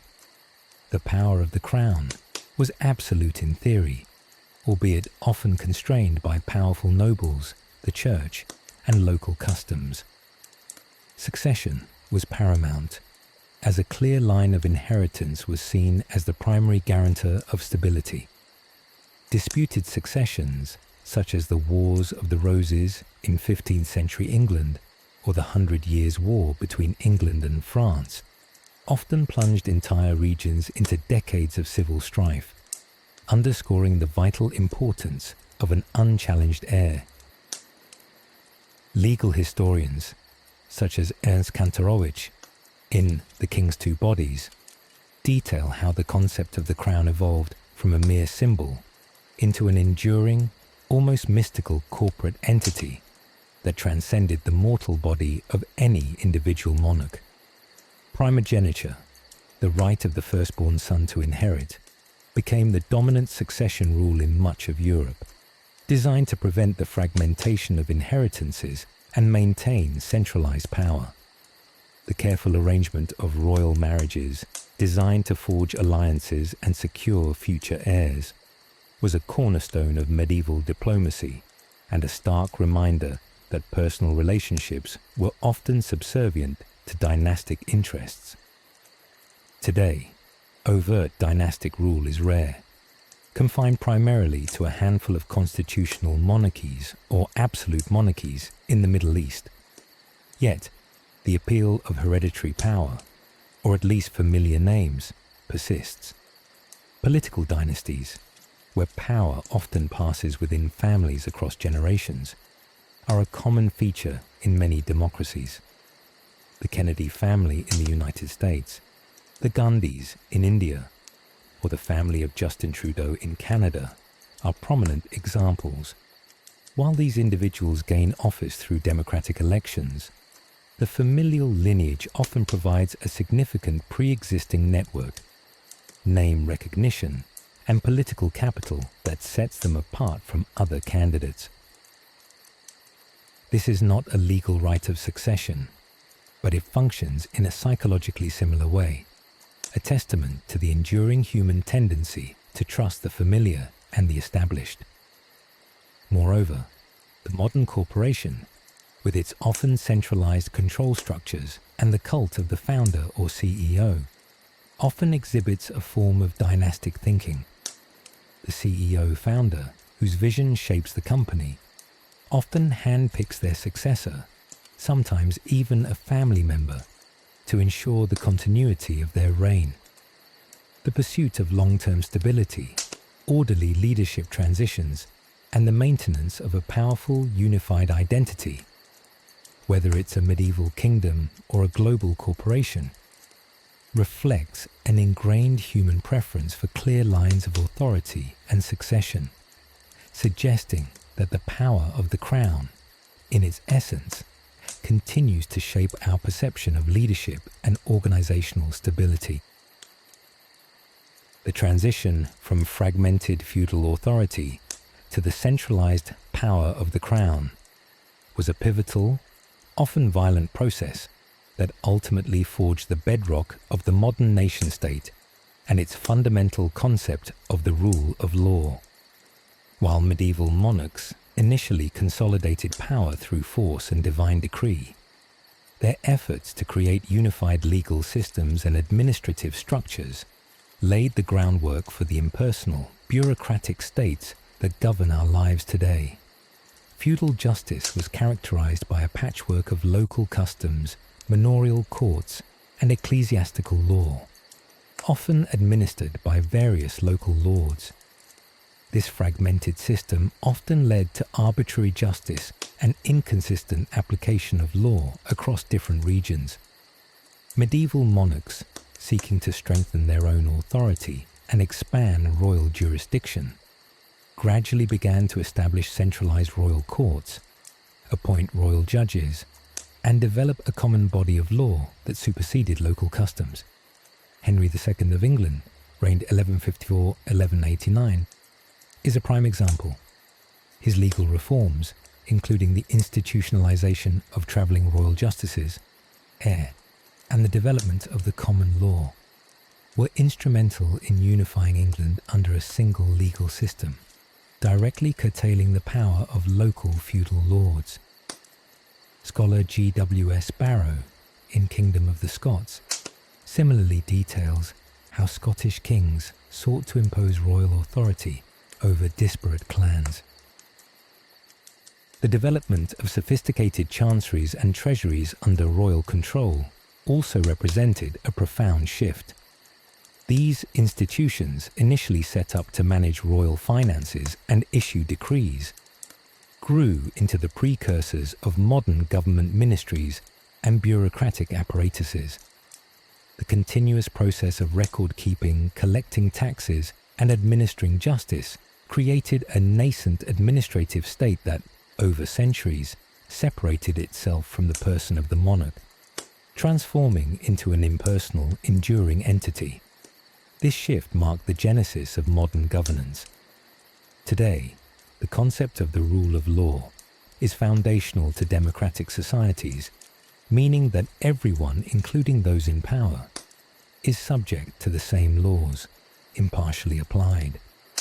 This principle, enshrined in constitutions and legal codes worldwide, is a direct descendant of the struggle to establish a unified legal system. Under the medieval crown, moving from the arbitrary will of an individual ruler to the consistent application of codified law. The United Nations promotes the rule of law as a principle of governance in which all persons, institutions, and entities, public and private, including the state itself, are accountable to laws that are publicly promulgated, equally enforced, and independently adjudicated. Our modern nations, with their complex legal systems, executive branches, and administrative bureaucracies, represent the ultimate evolution of this medieval drive for centralized authority. Even in republics, the presidency or prime ministership, though democratically elected, exercises a form of power that consolidates executive authority in ways that echo the medieval monarch's ambition to unify and control. The enduring legacy of the medieval crown is not merely in the ceremonial trappings that persist in some nations, but in the very machinery of modern governance. A centralized state, operating under a unified legal framework, applying its authority across a defined territory, all traceable back to the foundational efforts of ambitious medieval kings striving to establish a lasting rule of law. Hear the thunder of hooves, the splintering of lances, and the roar of a captivated crowd. The medieval tournament, a formalized display of martial skill and aristocratic prowess, was far more than mere sport. It was a spectacle, a school for knights, and a powerful showcase of chivalry and social hierarchy. While the clang of armor has given way to the shouts of fans in stadiums, the fundamental principles of regulated competition, public performance, and hero worship inherent in the medieval tournament continue to drive the engines of modern organized sport. Originating in 11th century France and spreading rapidly across Europe, early tournaments, known as mêlées, were chaotic mock battles involving large numbers of knights. They were incredibly dangerous, often resulting in serious injury or death. Over time, as feudal warfare gave way to more centralized armies and as the code of chivalry gained prominence, the tournament evolved. It became more formalized, less lethal, focusing on single combats like jousting, individual equestrian duels with lances, and fighting on foot with blunt weapons. Grandstands were erected, heralds announced participants, and damsels presented prizes, transforming these events into elaborate, theatrical performances designed for aristocratic entertainment and military training. Historian Maurice Keane, in Chivalry, highlights the dual function of tournaments as both recreational warfare and a crucial social ritual for the noble class. The tournament thus established several key characteristics that define modern organized sport: formalized rules, designated playing areas, the lists, officiating, marshals, celebrity athletes, champion knights, and a large, passive audience. Participation was restricted by social status, and immense sums were spent on armor, horses, and retinues reflecting both the prestige and economic significance of these events. Winning brought fame, fortune, often in the form of ransom for defeated knights' equipment, and social advancement. Fast forward to a modern stadium packed with thousands. Fans cheer for their favorite football, basketball, or soccer teams. Athletes, celebrated and often highly paid, compete within meticulously defined rules managed by officials in specially designed arenas. The parallels are striking. The Super Bowl, the Olympics, or the FIFA World Cup are not just games.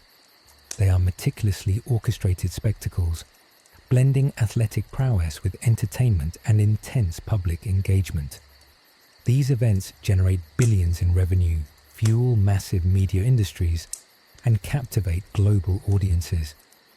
A 2023 report estimated the global sports market to be valued at over $486 billion. The medieval knight, celebrated for his bravery and skill, finds his modern counterpart in the professional athlete. The pursuit of victory, the allure of prize money, the fame that comes with being a champion, and the collective celebration of sporting heroes all resonate with the historical role of the tournament. The tournament's roar, once echoing across dusty medieval fields, now reverberates through enormous, technologically advanced arenas, demonstrating how the structured spectacle of athletic competition remains a profound and enduring aspect of human culture, a direct legacy of the age of chivalry. The evolution from the jousting fields of medieval Europe to the sprawling, technologically advanced stadiums of today represents more than just architectural progress. It is a continuity of a deeply ingrained human need for ritualized, competitive spectacle. The thrill of competition, the drive for glory, and the collective experience of witnessing peak human performance are all threads that connect the knight's charge with the athlete's sprint. Medieval tournaments served as crucial training grounds for knights, honing combat skills that were vital on the battlefield. The joust, in particular, required immense strength, precision, and courage. Knights would practice extensively, mastering control over their mounts and the difficult art of couching a lance. These skills were showcased not just for personal honor, but for the benefit of their lords, who often funded their participation. Thus, the pursuit of individual glory was interwoven with the broader interests of feudal power structures. The rules of engagement, though often fluid in early tournaments, gradually became more standardized, emphasizing skilled maneuvers over brute force, reflecting the evolving ideals of chivalry. This blend of individual excellence and collective identity is mirrored in modern sports. Professional athletes, often scouted from a young age, undergo rigorous training regimes to achieve peak performance. Their individual achievements, while bringing personal accolades and sometimes immense wealth, are inextricably linked to the success of their team or nation. For instance, the meticulous training programs of Olympic athletes, funded by national sports organizations, aim to bring glory to their respective countries. The rules governing nearly every sport are highly codified, maintained by international federations like the Fédération Internationale de Football Association, FIFA, or the National Basketball Association, NBA, ensuring fair play and standardized competition globally. The architecture of competition itself demonstrates this continuity. Medieval lists, often temporary structures surrounding the jousting arena, evolved into permanent grandstands and then into massive stadia designed to accommodate tens of thousands of spectators. These modern venues, like Wembley Stadium in London or the AT&T Stadium in Texas, are not just places for games but temples of organized excitement, equipped with advanced broadcasting capabilities to bring the spectacle to billions worldwide. The global reach of events like the Olympic Games, boasting an average of over 3 billion unique viewers for the Tokyo 2020-2021 Games, far surpasses any medieval assembly, yet the human yearning for collective experience remains the cornerstone. Ultimately, the journey from jousting fields to modern stadiums is a testament to the enduring human fascination with competition. Whether it's the lone knight facing his opponent, or a team battling for a championship, the Games of Glory provide a powerful stage for human drama, skill, and narrative. The thrill of victory, the agony of defeat, and the collective emotional investment of spectators all stem from this deep-seated past, proving that the echoes of medieval contests continue to resonate profoundly in our contemporary athletic landscape, driving both participants and audiences to seek out the peak experiences that only highly organized competitive sport can offer. In the shadowy depths of a medieval monastery, amidst the clang of brewing kettles, a monk carefully oversaw the production of ale.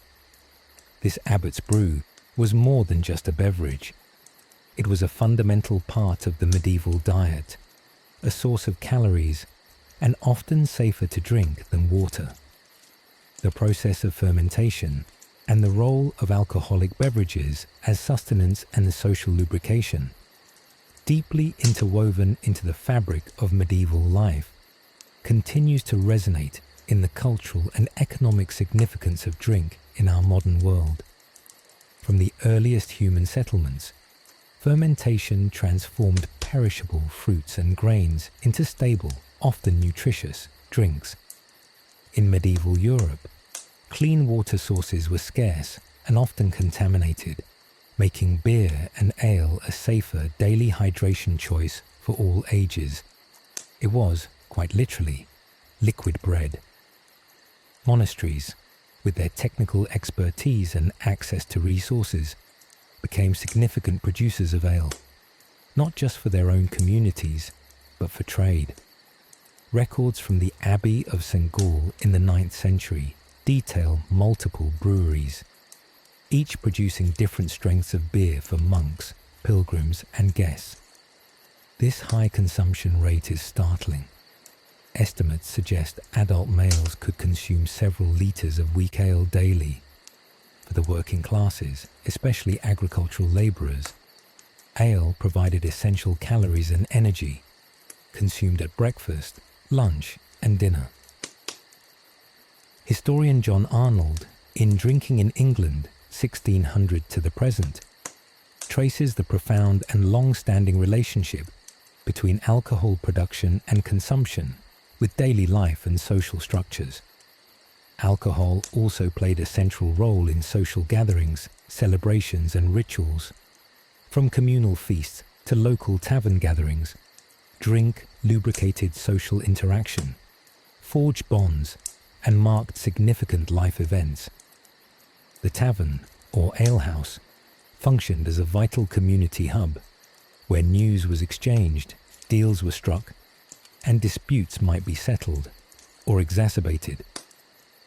These establishments were often the only public secular spaces for gathering and entertainment, a reflection of the profound social need for shared experience and communal interaction facilitated by drink. Today, while water is universally safe to drink in most developed nations, the cultural and economic importance of alcoholic beverages remains immense.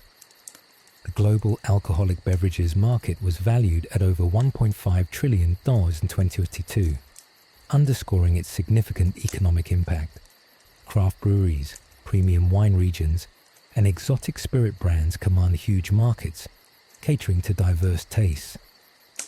Beer, wine, and spirits continue to be central to social rituals, celebrations, and dining experiences worldwide.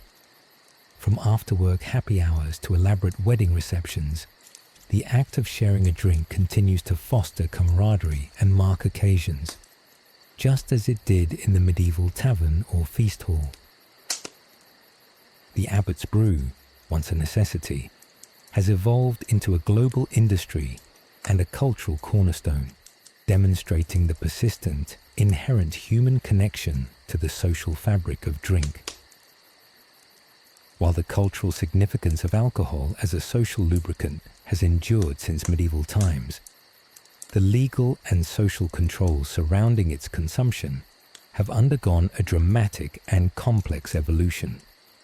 From the loose regulation of medieval alehouses to the stringent licensing laws and public health campaigns of today, societies have continuously grappled with balancing the celebratory aspects of drink against its potential for social disruption and individual harm. In the medieval period, alcohol production and consumption were largely unregulated. While authorities might occasionally attempt to control prices or cleanliness of taverns, there was little age restriction or licensing in the modern sense. Alehouses were ubiquitous, playing an essential role in local economies and community life. Drunkenness was common, and while frowned upon, it was often tolerated as a natural consequence of pervasive consumption. However, the rise of distilled spirits in the late medieval period and early modern era, offering stronger intoxicating effects, began to shift perceptions and increase concern over public order and health. This led to early attempts at regulating consumption and sales, laying the groundwork for more formalized controls. The transformation from relatively unbridled medieval drinking culture to the highly regulated landscape of today was driven by several factors, including the state's desire for revenue, moral crusades, and scientific understanding of alcohol's effects. The temperance movements of the 19th and early 20th centuries, culminating in prohibition in the United States, represent the most extreme attempt to control alcohol consumption. While prohibition failed, it left a lasting legacy of stringent regulatory frameworks. Today, virtually every country has a detailed legal structure governing alcohol. Minimum drinking ages are enforced, often 18 or 21, reflecting a societal consensus on mature consumption. Strict licensing laws dictate who can sell alcohol, where and when. Public consumption is often restricted, and severe penalties exist for impaired driving. These controls, however, are constantly evolving. Emerging trends, such as the legalization of cannabis, mirror historical debates around alcohol, highlighting society's ongoing challenge to manage enjoyable but potentially harmful substances. For example, in the UK, alcohol excise duty contributed over $12 billion to the exchequer in 2022-23, demonstrating its significant role in government revenue, a parallel to medieval levies on brewers. The societal relationship with alcohol is in constant flux. Public health campaigns raise awareness about the risks of excessive drinking, while the craft beverage industry thrives on innovation and diverse consumer preferences. The enduring presence of alcohol in our cultural celebrations, alongside sophisticated legal and public health efforts to mitigate its harms, demonstrates a dynamic tension. The echoes of medieval cheers and the beginnings of control continue to shape this complex relationship, reminding us that balancing individual liberty with collective well-being in the face of widespread social practices is a constant negotiation. A long and winding road from the informal communal mug to the globalized, highly regulated drinks industry. Peer down a dusty medieval road, likely little more than the cart's ruts, carved by generations of merchants, pilgrims, and armies. These vital, if rudimentary pathways were the arteries of medieval life, connecting towns, fostering trade, and enabling the movement of people and ideas. While our modern world is crisscrossed by superhighways and fiber optic cables, The fundamental principles governing infrastructure development, the strategic importance of connections, the cost of maintenance, and the role of trade routes in shaping economies, find their ancient origins in these arduous medieval journeys. Medieval infrastructure was a constant challenge. Roman roads, though meticulously engineered, gradually fell into disrepair after the collapse of the Western Roman Empire.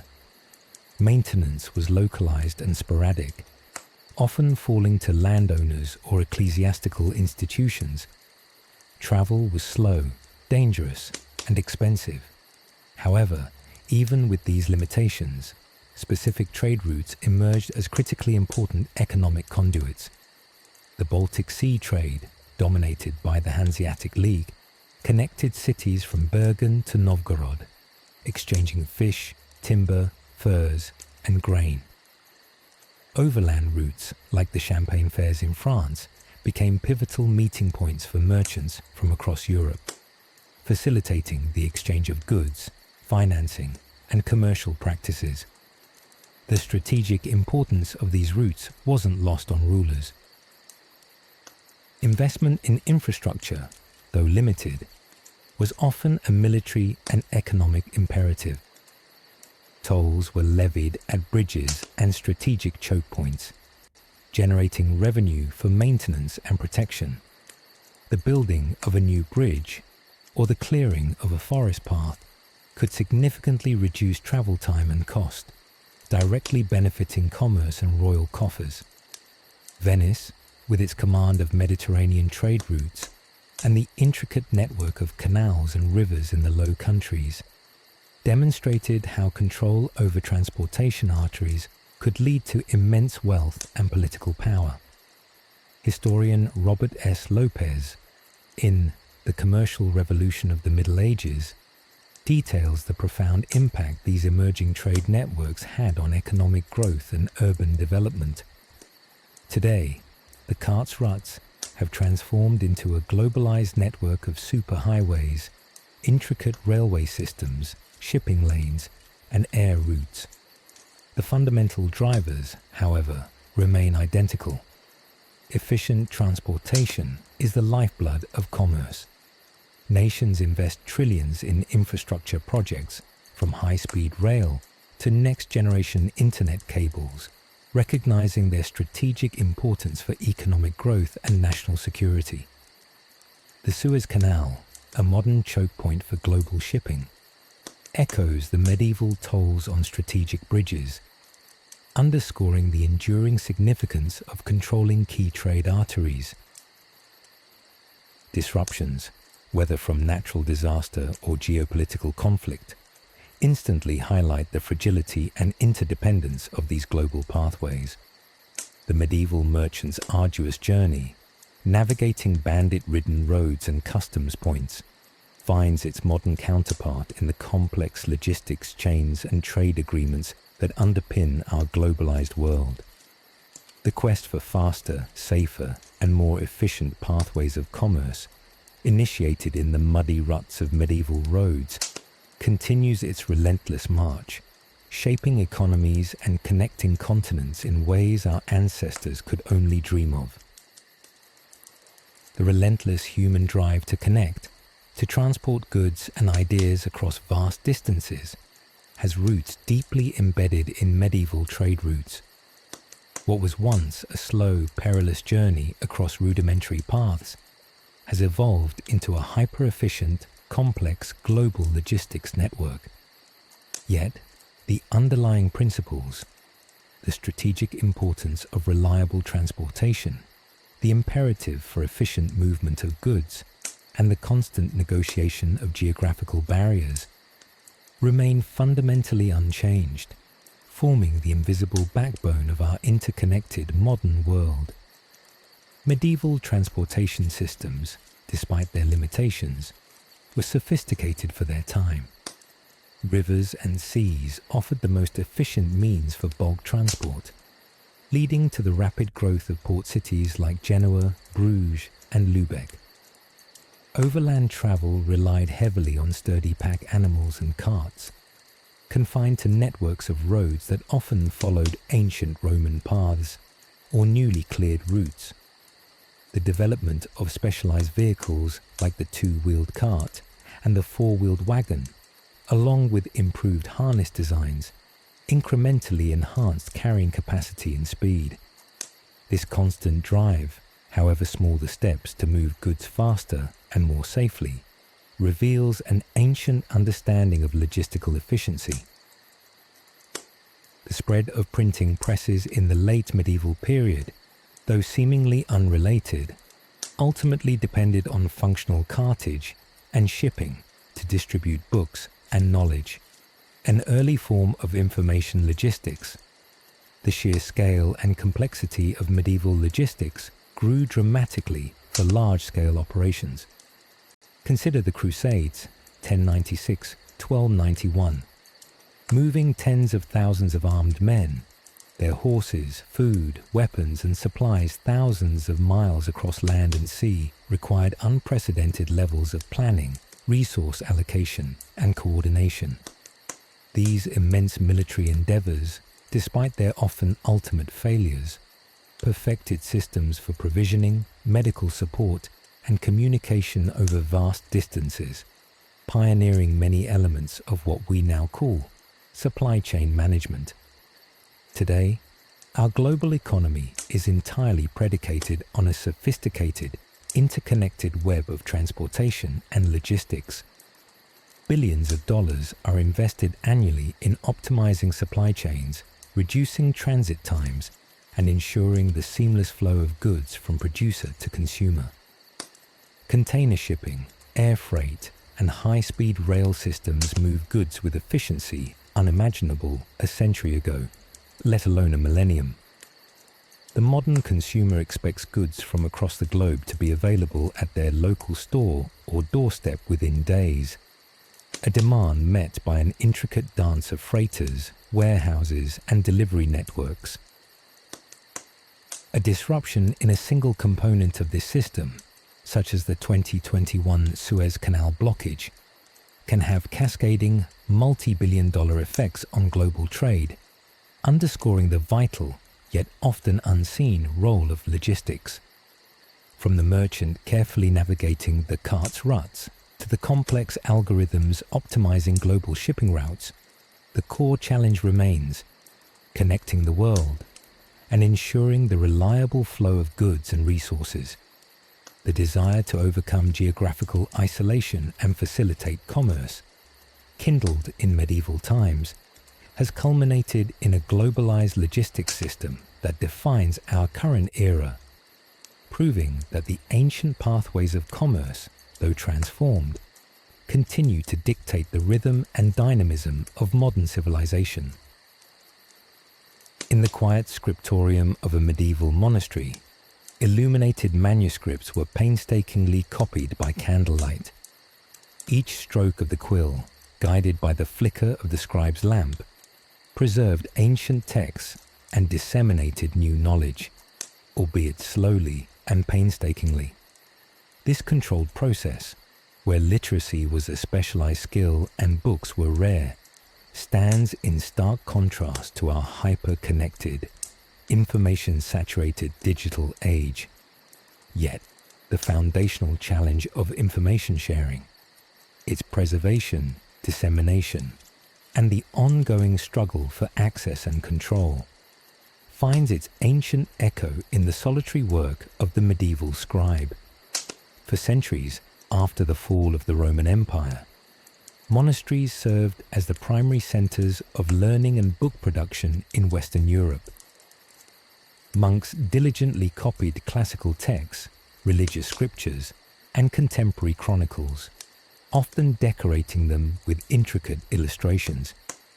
This labor-intensive process meant that books were incredibly valuable, rare commodities, accessible only to the elite and the clergy.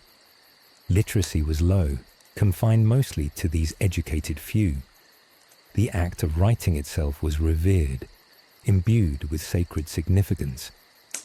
The Peccia system, developed in 13th century university towns like Paris and Bologna, introduced a more efficient, though still manual, method of book production, allowing students to rent sections of a text, pekya, to copy, thus increasing access to scholarly works. This, however, was still a far cry from widespread information dissemination.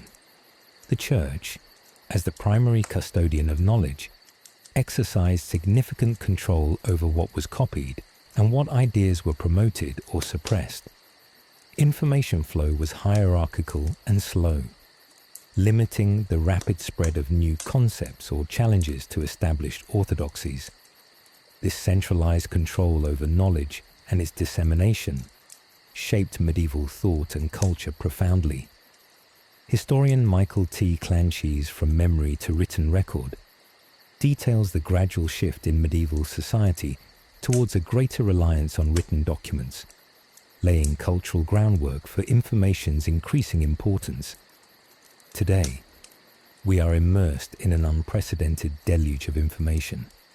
The Internet, a decentralized global network, allows for instantaneous sharing of text, images, and video, connecting billions. Platforms like Wikipedia, with millions of articles, are a global, collaborative, and immediate form of knowledge dissemination on a scale unimaginable to even the most ambitious medieval monastic librarian. Literacy rates, globally averaging around 87% for adults in 2020, have soared. Yet despite this dramatic transformation, the core challenges persist. The scribe's lamp has been supplanted by glowing screens, but the issues of information preservation, digital archiving, dissemination, net neutrality debates, and the struggle over access and control, internet censorship, disinformation campaigns, remain profoundly relevant. The battles fought by medieval scholars and scribes, albeit with different tools and on a different scale, against the forces of oblivion and for the right to share ideas, continue in the digital age, reminding us that the quest for knowledge and its free flow is an eternal human endeavor. The arduous journey from medieval parchment to modern pixels represents one of humanity's most profound revolutions. The transformation in how knowledge is recorded, distributed, and consumed.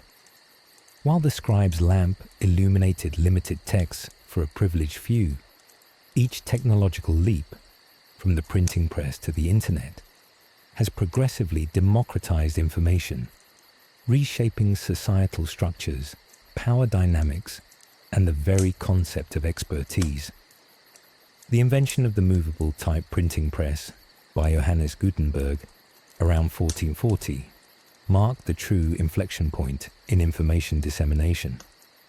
Suddenly, text could be reproduced in vastly greater numbers, far more cheaply and quickly than by hand.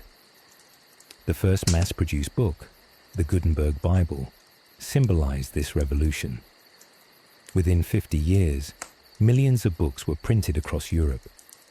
This explosion in print challenged the Church's monopoly on information, fueled the Protestant Reformation, and facilitated the spread of scientific and philosophical ideas that underpinned the Renaissance and Enlightenment. Literacy rates, while still low by modern standards, began a gradual but inexorable rise as books became more available. Historian Elizabeth L. Eisenstein, in The Printing Revolution in Early Modern Europe, argues that printing was a true agent of change, profoundly altering intellectual life and setting the stage for modernity. The ability to record and disseminate ideas at scale brought unprecedented changes. It enabled the standardization of knowledge, reducing errors that inevitably crept into hand-copied manuscripts. It facilitated communication across vast distances and between scholars, fostering a cumulative and accelerating intellectual discourse. The rise of public libraries and later mass education were direct consequences of this printing revolution.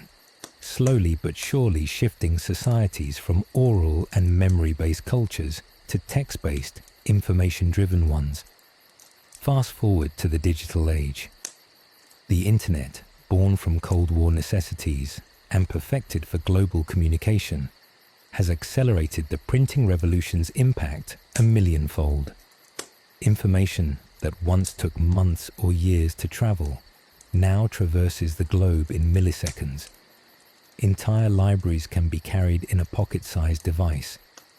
This instantaneous, ubiquitous access has profound implications. It has democratized content creation, allowing anyone with an internet connection to become a publisher. It has fostered global communities of interest and collaboration. However, it also presents new challenges. The sheer volume of information can be overwhelming, leading to questions of credibility and the spread of misinformation. The echo chambers, created by algorithms and personalized feeds, can fragment public discourse.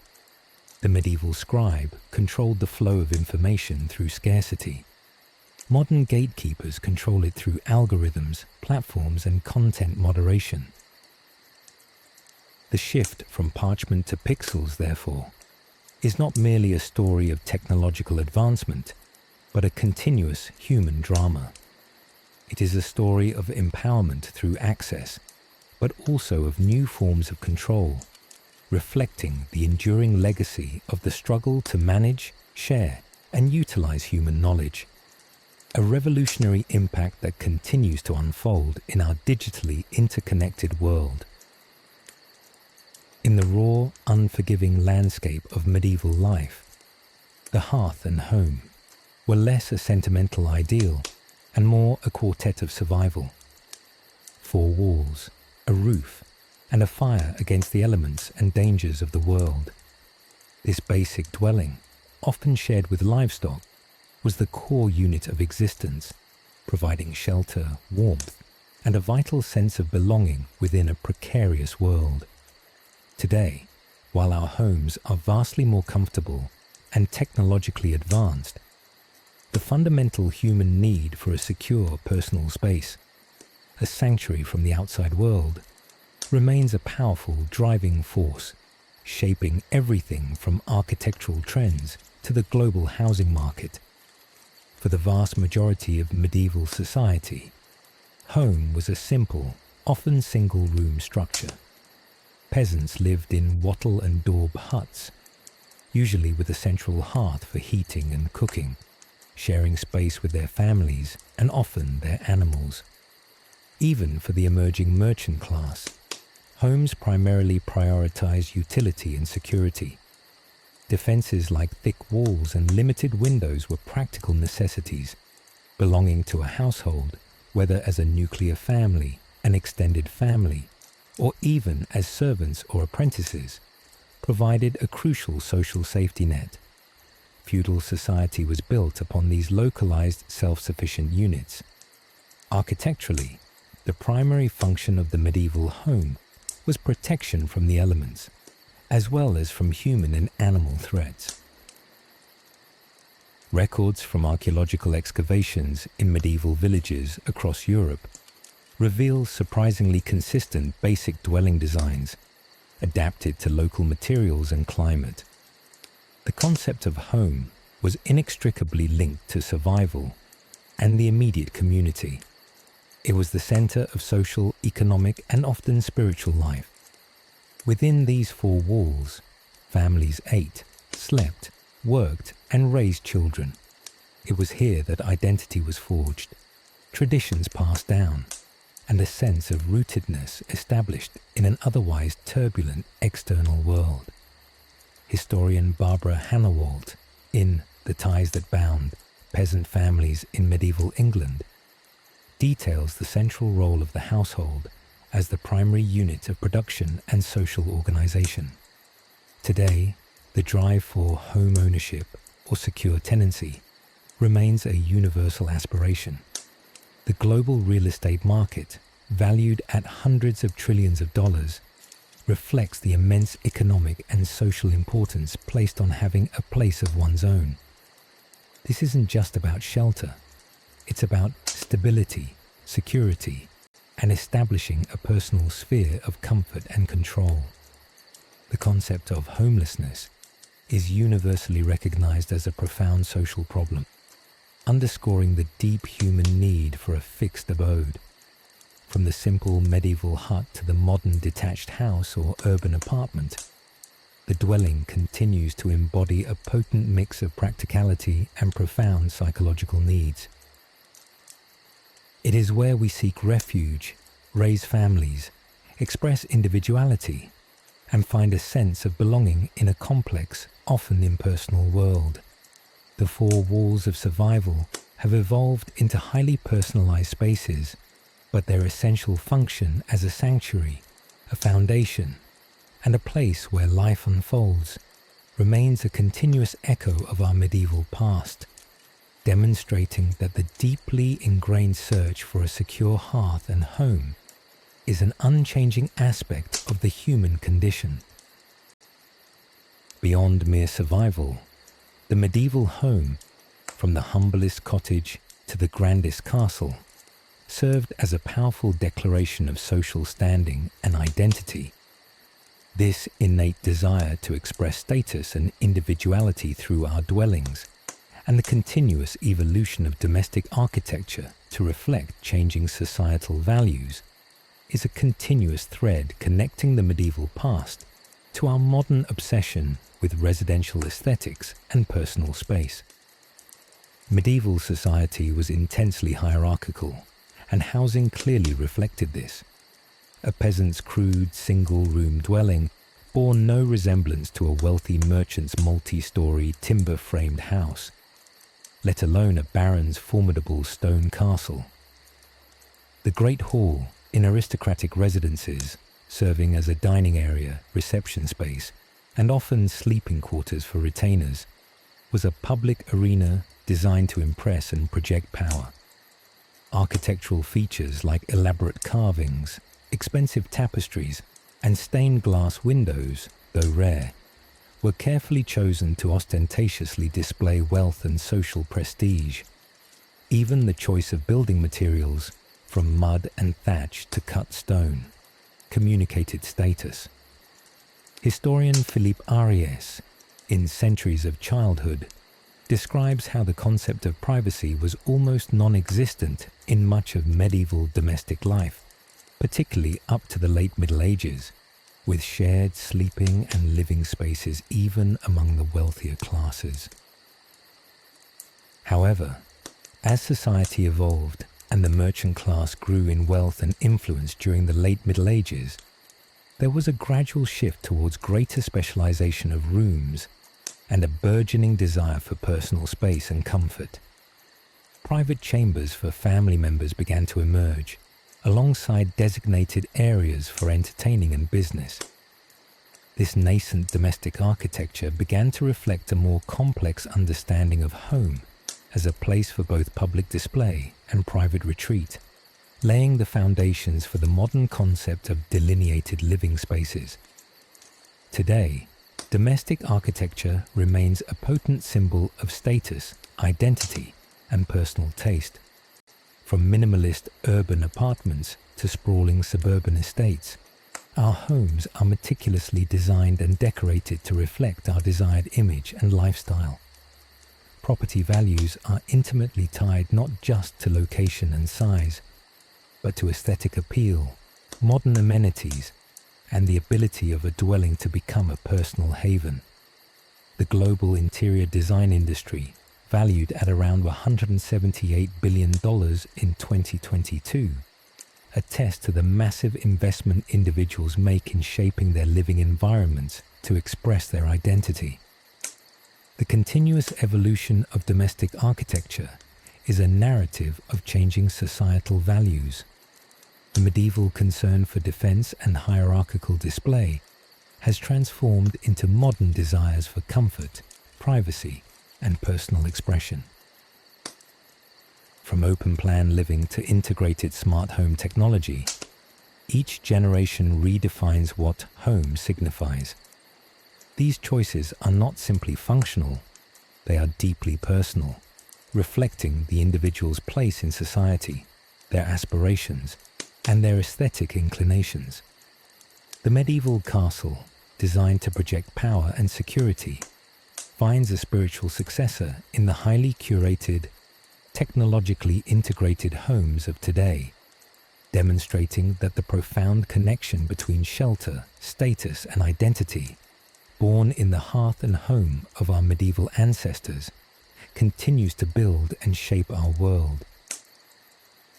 Step into a medieval village, not into the lord's castle, but into the meeting place where the villagers themselves gathered. Here, decisions were made about communal pastures, irrigation ditches, and local disputes. The village council, whether a formal assembly or an informal gathering of elders, represented a vital grassroots form of collective decision-making, the nascent seeds of democratic governance growing in the shadow of feudal hierarchies. While parliamentary democracies are far removed from these humble origins, the enduring human impulse to self-govern, to debate, and to reach collective solutions for shared problems finds its ancient roots in these seemingly insignificant local forums. Despite the pervasive feudal system, which concentrated power in the hands of kings and nobles, local communities often retain significant autonomy in managing their daily affairs. Manorial courts, presided over by a lord's reeve or bailiff, often involved the participation of villagers themselves, a jury of peers, as discussed in Chapter 2. Beyond the formal court, informal councils or assemblies would meet to discuss matters of common concern. The maintenance of common lands, the regulation of markets, the election of minor officials like the swineherd or ale taster, and the arbitration of small disputes.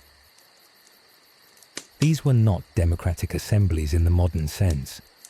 Participation was often limited to male heads of households, and decisions were subject to the ultimate authority of the Lord. But they were foundational.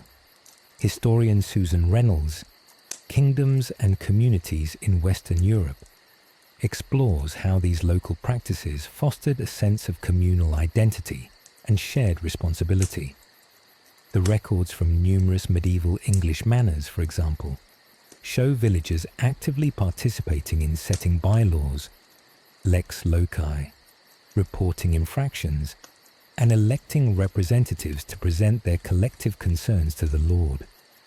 This active participation, though constrained, provided practical experience in deliberation, consensus building, and accountability.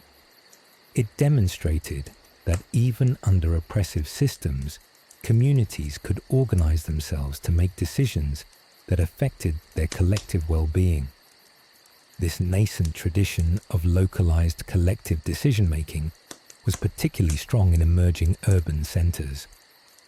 Powerful merchant guilds and town councils often successfully negotiated charters of liberties from their lords, gaining significant self-governing rights.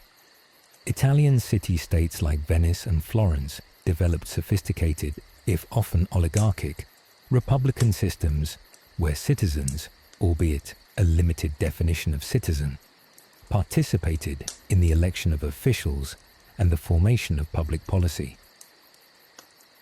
These urban forms of self-governance were direct predecessors to modern municipal governments.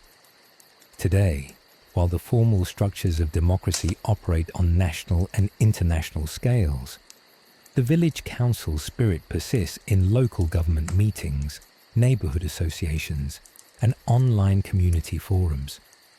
Citizens still gather to debate local zoning laws, discuss school budgets, or decide on community projects. Participatory budgeting initiatives, where citizens directly allocate portions of public funds, are a modern embodiment of the ancient drive for local, collective decision-making. The enduring impulse for people to come together, define shared problems, deliberate solutions, and implement collective actions reveals that the seeds of democratic governance, first sown in the humble medieval village council, continue to blossom, reminding us that true power often begins at the local level. The transition from fragmented local governance to the centralized representative democracies of today was a long, complex struggle, fueled by the persistent medieval desire for collective voice and the accountability of power. The voices in the square, once limited to local debates, gradually coalesced, demanding greater influence over national policy, irrevocably shaping the trajectory of political participation and the modern state. While medieval monarchies claimed ultimate authority, their power was rarely absolute. Kings often needed the consent or cooperation of their most powerful subjects, the great magnates and ecclesiastical leaders, especially for levying taxes or raising armies. This necessity led to the formation of advisory councils, which gradually evolved into more formal bodies like parliaments, diets, and estates general. The English Parliament, for instance, traces its origins to the Great Council of the Norman Kings, expanding to include knights and burgesses, representatives from towns, by the 13th century. By the 14th century, Parliament was regularly summoned, debating policy, approving taxation, and even impeaching royal ministers. This institutionalization of a representative body marked a crucial step towards national politics, forcing rulers to engage with, and often concede to, the collective voice of at least some of their subjects.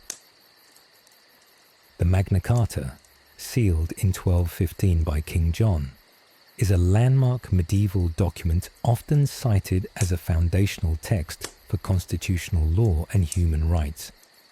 While primarily concerned with the rights of barons and freemen, its core principle, that the king is not above the law, and that his power can be constrained by due process and the consent of his subjects, provided a powerful precedent for future limitations on absolute monarchical authority. Though its immediate impact was limited, its symbolic power resonated through centuries, informing movements for greater political freedom. The concept that voices in the square, particularly those from economically important towns and regions, should have a say in national affairs, was a revolutionary medieval idea. These nascent parliamentary bodies provided a forum for diverse interests to be represented, debated, and ultimately integrated into the governance of the realm. Political theorist Quentin Skinner, in his Foundations of Modern Political Thought, highlights how medieval concepts of corporate bodies and representation laid key intellectual groundwork for later democratic theories. Today, citizens participate in national politics through universal suffrage, electing representatives to legislative bodies that scrutinize government, debate laws, and allocate resources. From the debates in the US Congress to the parliamentary sessions in Westminster, the fundamental role of these institutions, to provide a forum for the collective legislative and deliberative will of a nation, is a direct, profoundly evolved descendant of the medieval idea that a single ruler's will must be tempered by the voices of the governed. Modern representative democracies, with their complex systems of checks and balances, referendums and public polls, are simply the most advanced iteration of this enduring quest for collective decision-making, where the shouts from the medieval village square have expanded into the vast, intricate chorus of national and global public discourse, continuously shaping and challenging the exercise of power. In a dimly lit chamber, a medieval physician, grappling with limited knowledge and ancient texts, made a doctor's plea for divine intervention as much as for a remedy. Illness was often seen as a spiritual test, a punishment, or the work of malevolent forces, blurring the lines between medicine, magic, and religion. This era of superstition and nascent scientific inquiry, however, laid surprising foundational stones for the eventual rise of medical science. The ongoing human struggle to understand, diagnose, and cure disease, the push and pull between empirical observation and belief, finds significant origin points in the often perplexing medical practices of the Middle Ages. Medieval medicine was a complex tapestry woven from classical Greek and Roman texts, folk remedies, and a strong theological framework. The dominant medical theory, derived from Hippocrates and Galen, posited that illness resulted from an imbalance of the four humours: blood, phlegm, yellow bile, and black bile. Treatments like bleeding, purging, and dietary adjustments aimed to restore this balance. While often ineffective and sometimes harmful, these practices were based on logical, if flawed, inferences from observation. Alongside this, spiritual beliefs were profoundly intertwined. Pilgrims sought cures at holy shrines, and saints' relics were believed to possess healing powers. Prayer, exorcism, and penance were common prescriptions. Formal medical education was available in universities, particularly from the 12th century onwards in institutions like Salerno and Montpellier, where Arabic medical texts, incorporating advanced Greek knowledge and new observations, were translated and studied. These universities produced trained physicians, albeit few in number, who used a combination of theoretical knowledge, symptomatic observation, and prognostic skills. Surgeons, often distinct from physicians, handled external ailments, trauma, and performed operations, often in barber surgeon guilds. Guy de Chauliac, a 14th century surgeon, meticulously documented his surgical techniques, including the use of opiates for pain relief, demonstrating a commitment to practical knowledge even amidst pervasive theoretical misunderstandings. Historian Nancy G. Siraisi, in Medieval and Early Renaissance Medicine, underscores the gradual emergence of a more empirical approach. The Black Death, sweeping across Europe in the mid-14th century, challenged existing medical paradigms. Traditional remedies and spiritual pleas proved largely futile. This catastrophic event, while devastating, forced physicians to confront the limits of their knowledge and propelled a nascent form of public health through quarantine, as discussed previously, and increased attention to environmental factors, albeit with a limited understanding of germ theory. Today, medical science stands at the pinnacle of human achievement, harnessing genetic engineering, sophisticated diagnostics, and effective pharmacopoeia. Yet, the human search for healing continues to intertwine with belief and societal constructs. The doctor's plea has transformed into a plea for funding for medical research, for equitable access to healthcare, and for better public understanding of scientific principles against the surge of misinformation. The journey from medieval superstition to modern science is marked by a continuous, often challenging evolution, where the fundamental human need to understand and conquer disease, first humbly born in the medieval era, remains a powerful driving force. The medieval quest for healing, often a blend of ancient lore, limited science, and fervent belief, left an indelible mark on our enduring understanding of the human body and the continuous pursuit of health. While medieval cures might seem laughably primitive or dangerously misguided by today's standards, they represent the foundational steps in a long intellectual journey that eventually led to modern anatomical understanding, pharmacological advancements, and holistic approaches to well-being. Despite the humoral theory's dominance, medieval medical practitioners were keen observers. Monastic infirmaries, essentially early hospitals, practiced basic hygiene, nursing, and administered herbal remedies. The detailed knowledge of medicinal plants, passed down through generations and often documented in herbals, formed the basis of much of their pharmacopoeia. For instance, digitalis, derived from foxglove and now a critical cardiac medication, was used in medieval times for various ailments. Surgical texts, particularly from the 12th century onwards, show a growing practical expertise in treating wounds, setting bones, and even performing basic amputations, often based on direct experience and careful observation, despite the absence of anesthesia and antiseptics. Surgeons like Roger Frugadi from Parma, 12th century, documented procedures that, while crude, laid emphasis on cleanliness and pain management. The limited opportunities for human dissection in the West meant anatomical knowledge was largely theoretical, based on Galen's studies of animals. However, the intellectual ferment of the late Middle Ages, especially in centres like Bologna and Padua, saw the gradual reintroduction of human dissection, albeit initially for forensic purposes.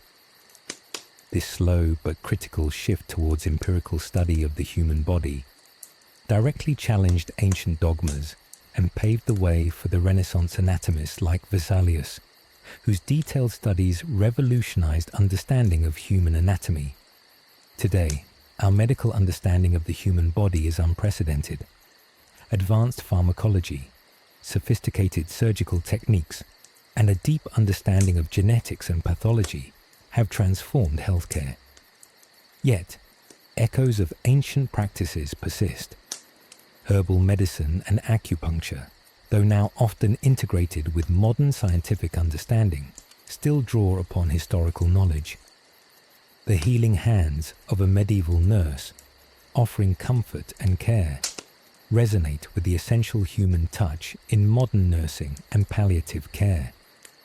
Furthermore, the modern emphasis on holistic wellness, diet, exercise and mental health can be seen as a sophisticated re-evaluation of the interconnectedness of body and mind, a concept dimly perceived in the medieval humoral system.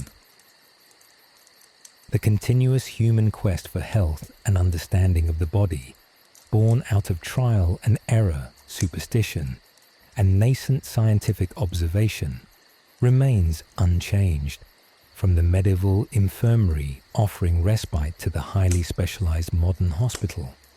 The journey is one of relentless curiosity and innovation.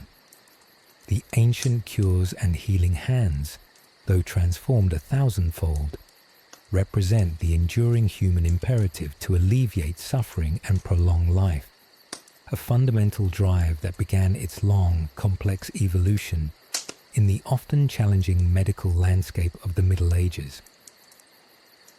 Imagine a solitary traveller in medieval Europe, navigating vast, often dangerous lands where familiar customs and languages vanished with each passing mile. Encountering a stranger could be a moment of peril or an opportunity for vital hospitality. The traveller's fear, the apprehension of the unknown and the potential threat posed by outsiders, combined with the age-old practice of hospitality, shaped the complex medieval concept of the stranger. While modern society is far more interconnected, the enduring tension between welcoming and fearing the stranger continues to define national borders, immigration policies, and the fundamental human response to otherness. In the fragmented political landscape of the Middle Ages, with its myriad local customs, allegiances, and languages, the concept of a foreigner was elastic and often applied to anyone from the next village over. Road travel was fraught with dangers from bandits, wild animals, and hostile lords. Yet, alongside this peril, a strong tradition of hospitality persisted, often enshrined in religious teachings and social norms. Monasteries, in particular, were mandated to offer lodging and sustenance to all travellers, while inns and private homes often opened their doors, either out of charity or for nascent commercial gain. This dual nature, fear of the unknown but also the imperative to offer aid, characterized encounters with strangers. Historian David Herlihy, in his work on medieval society, emphasizes how the social fabric relied on these codes of conduct to maintain order and facilitate necessary movement. However, the welcome extended to a stranger often came with caveats. Identifying oneself, stating purpose, and adhering to local customs was essential. Suspicion was never far beneath the surface, particularly during times of plague or economic hardship, when unfamiliar faces could be scapegoated. The concept of outlander or alien often carried negative connotations, fostering a distinct us versus them mentality that reinforced local identities. Today, the traveller's fear has evolved but not disappeared.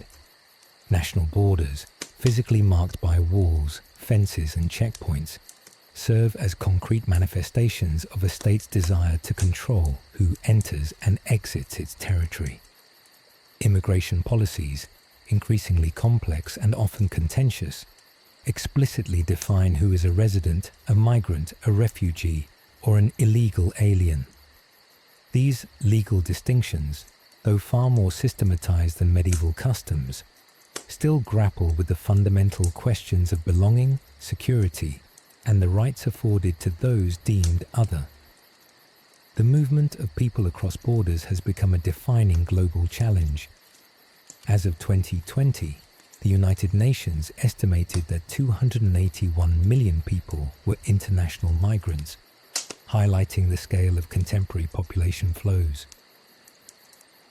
The debates surrounding these movements, often characterized by a tension between humanitarian impulses and national security concerns, echoed the medieval ambivalence towards the stranger. While the medieval person might fear a lone bandit, modern societies often grapple with anxieties about cultural integration, economic impact, and national identity. The concept of the stranger, once a personal encounter on a rutted road, has become a global force, shaping geopolitics, trade, and our fundamental understanding of who we are and who they are. The ancient fear and the enduring imperative for hospitality remain, intricately woven into the fabric of our modern, interconnected, yet still deeply divided world. Despite the inherent fear of the stranger, medieval societies also developed sophisticated, albeit often informal codes for their reception and integration. These ancient rules of passage, born out of necessity and influenced by religious and customary law, continue to subtly define our interactions with outsiders today, shaping everything from international refugee law to the etiquette of welcoming a new neighbor. The balance between suspicion and welcome, between exclusion and integration, remains a timeless human dilemma. The medieval tradition of hospitality, or hospitium, was not merely a random act of kindness. It was often a sacred duty, particularly for Christians, who saw echoes of Christ's teachings to welcome the stranger. Monasteries, as noted, were vital way stations, offering food and lodging to pilgrims, itinerant workers, and the destitute. Manor lords and town officials also had responsibilities to provide for transient populations, an early form of social welfare. Simultaneously, there were rules governing who was welcome and for how long. An unknown traveller might be received for a night or two, but prolonged stays without a clear purpose or sponsor could incite suspicion and demands for departure. Movement was often seasonal, tied to agricultural cycles or religious festivals, regularizing certain types of transient populations. This blend of formal and informal rules for newcomers laid the foundation for more codified systems.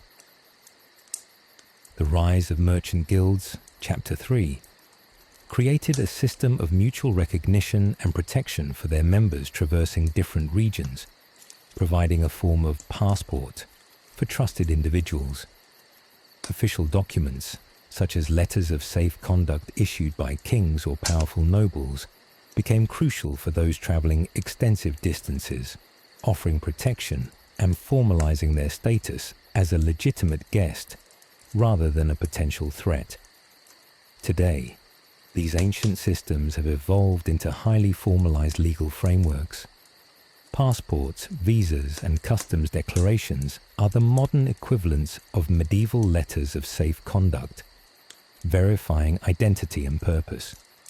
International refugee law, codified in the 1951 Refugee Convention, establishes a humanitarian obligation for signatory states to offer asylum to individuals fleeing persecution, a direct, secularized descendant of the sacred duty of hospitium.